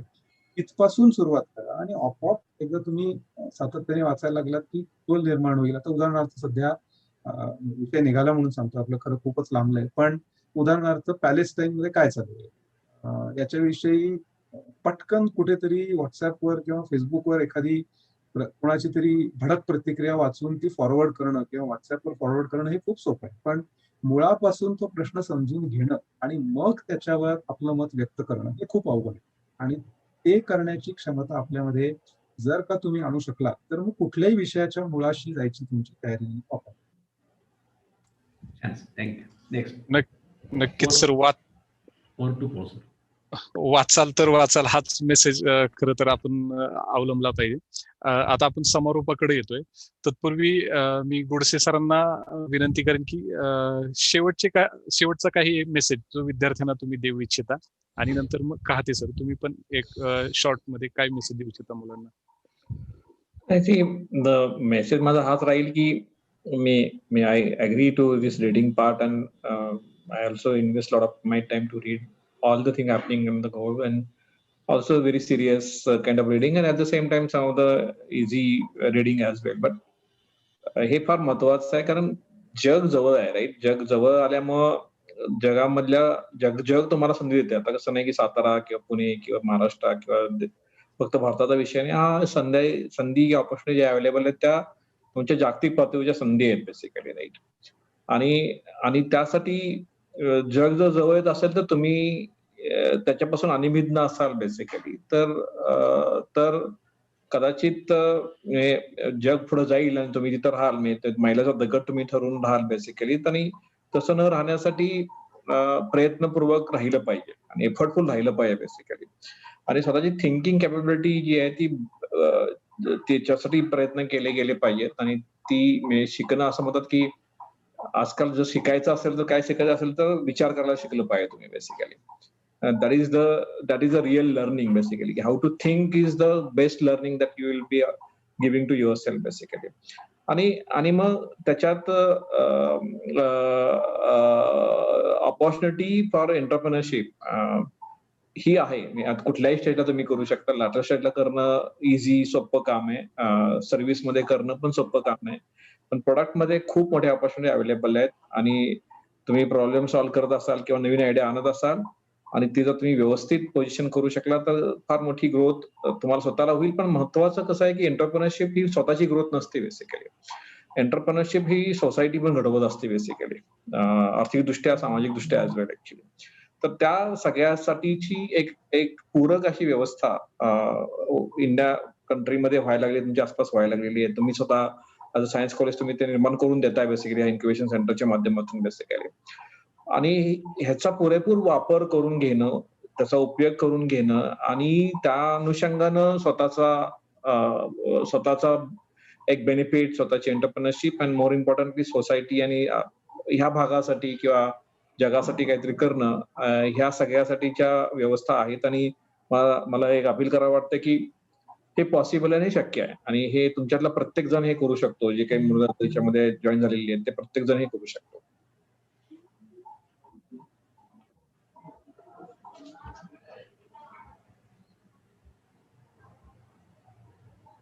Thank you, sir. Sir, last one. Kate sir, last 1 minute. Kate sir. Okay. मला असं वाटतं की तुम्ही खरोखर मनापासून प्रयत्न केले तर खरोखरच कुठलीही गोष्ट अशक्य नसते. कदाचित तुम्हाला त्याच्यात कमी प्रमाणात यश मिळू शकतं, पण तुम्ही एका टप्प्यापर्यंत तरी नक्कीच जाऊ शकता. हे करत असताना आपल्या आजूबाजूच्या लोकांना विसरू नका, आपल्या मूळ गावाला विसरू नका, आपल्या कुटुंबाला विसरू नका.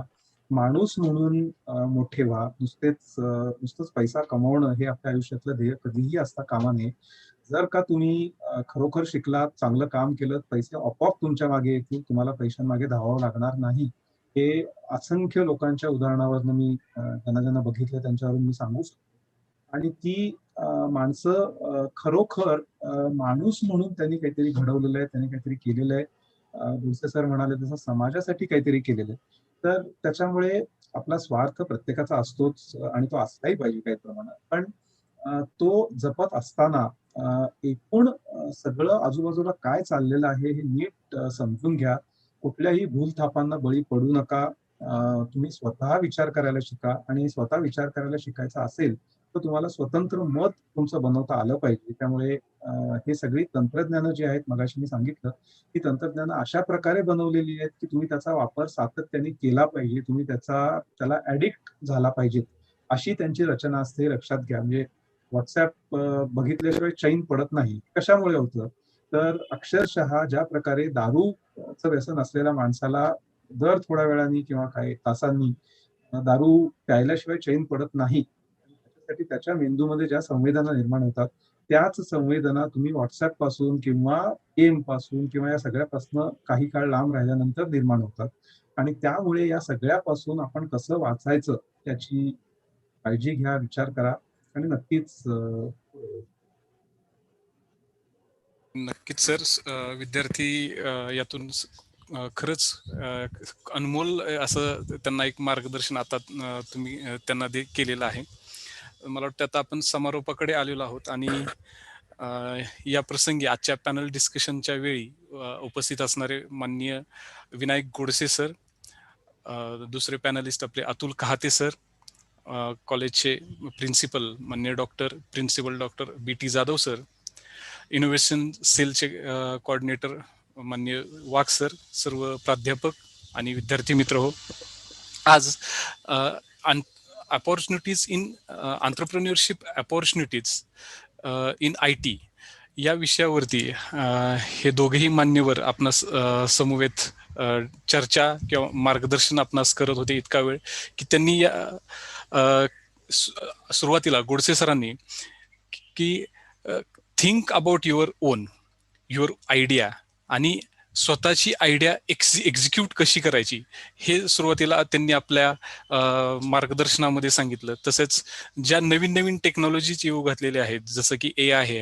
IoT, इंडस्ट्री 4.0 या AR/VR या संदर्भातल्या ज्या काही एक्स्ट्रा नॉलेज किंवा माहिती ज्याला कोणाला करायची असेल, जसे वेगवेगळे सर्टिफिकेशन कोर्सेस असतील डेटा सायन्स सारखे, तर त्यासाठी कोर्सेरा किंवा युडेमी सारखे जे कोर्सेस कसे करून आपलं नॉलेज आपल्याला वाढवता येईल. कारण या कॉलेजच्या 3 वर्षाच्या 4 वर्षाच्या पिरियडमध्ये हे एवढं सगळं मिळवणं प्रत्येकाला शक्य नाही.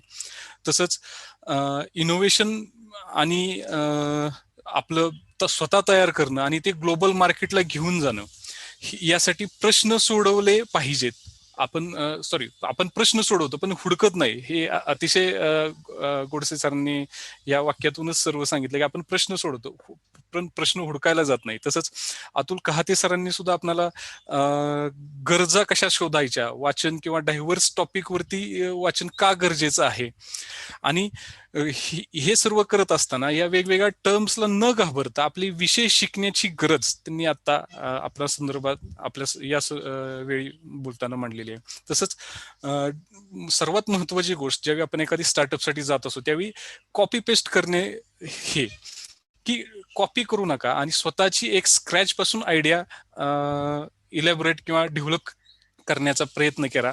आणि शेवटी की आपल्या परिवाराची रिस्क विचारात घेऊन उद्योग सुरू करण्यासाठी महत्वाची गोष्ट प्रेरणा किंवा प्रयत्न करणं हे या ठिकाणी दोघही मान्यवरांनी सांगितलेलं आहे.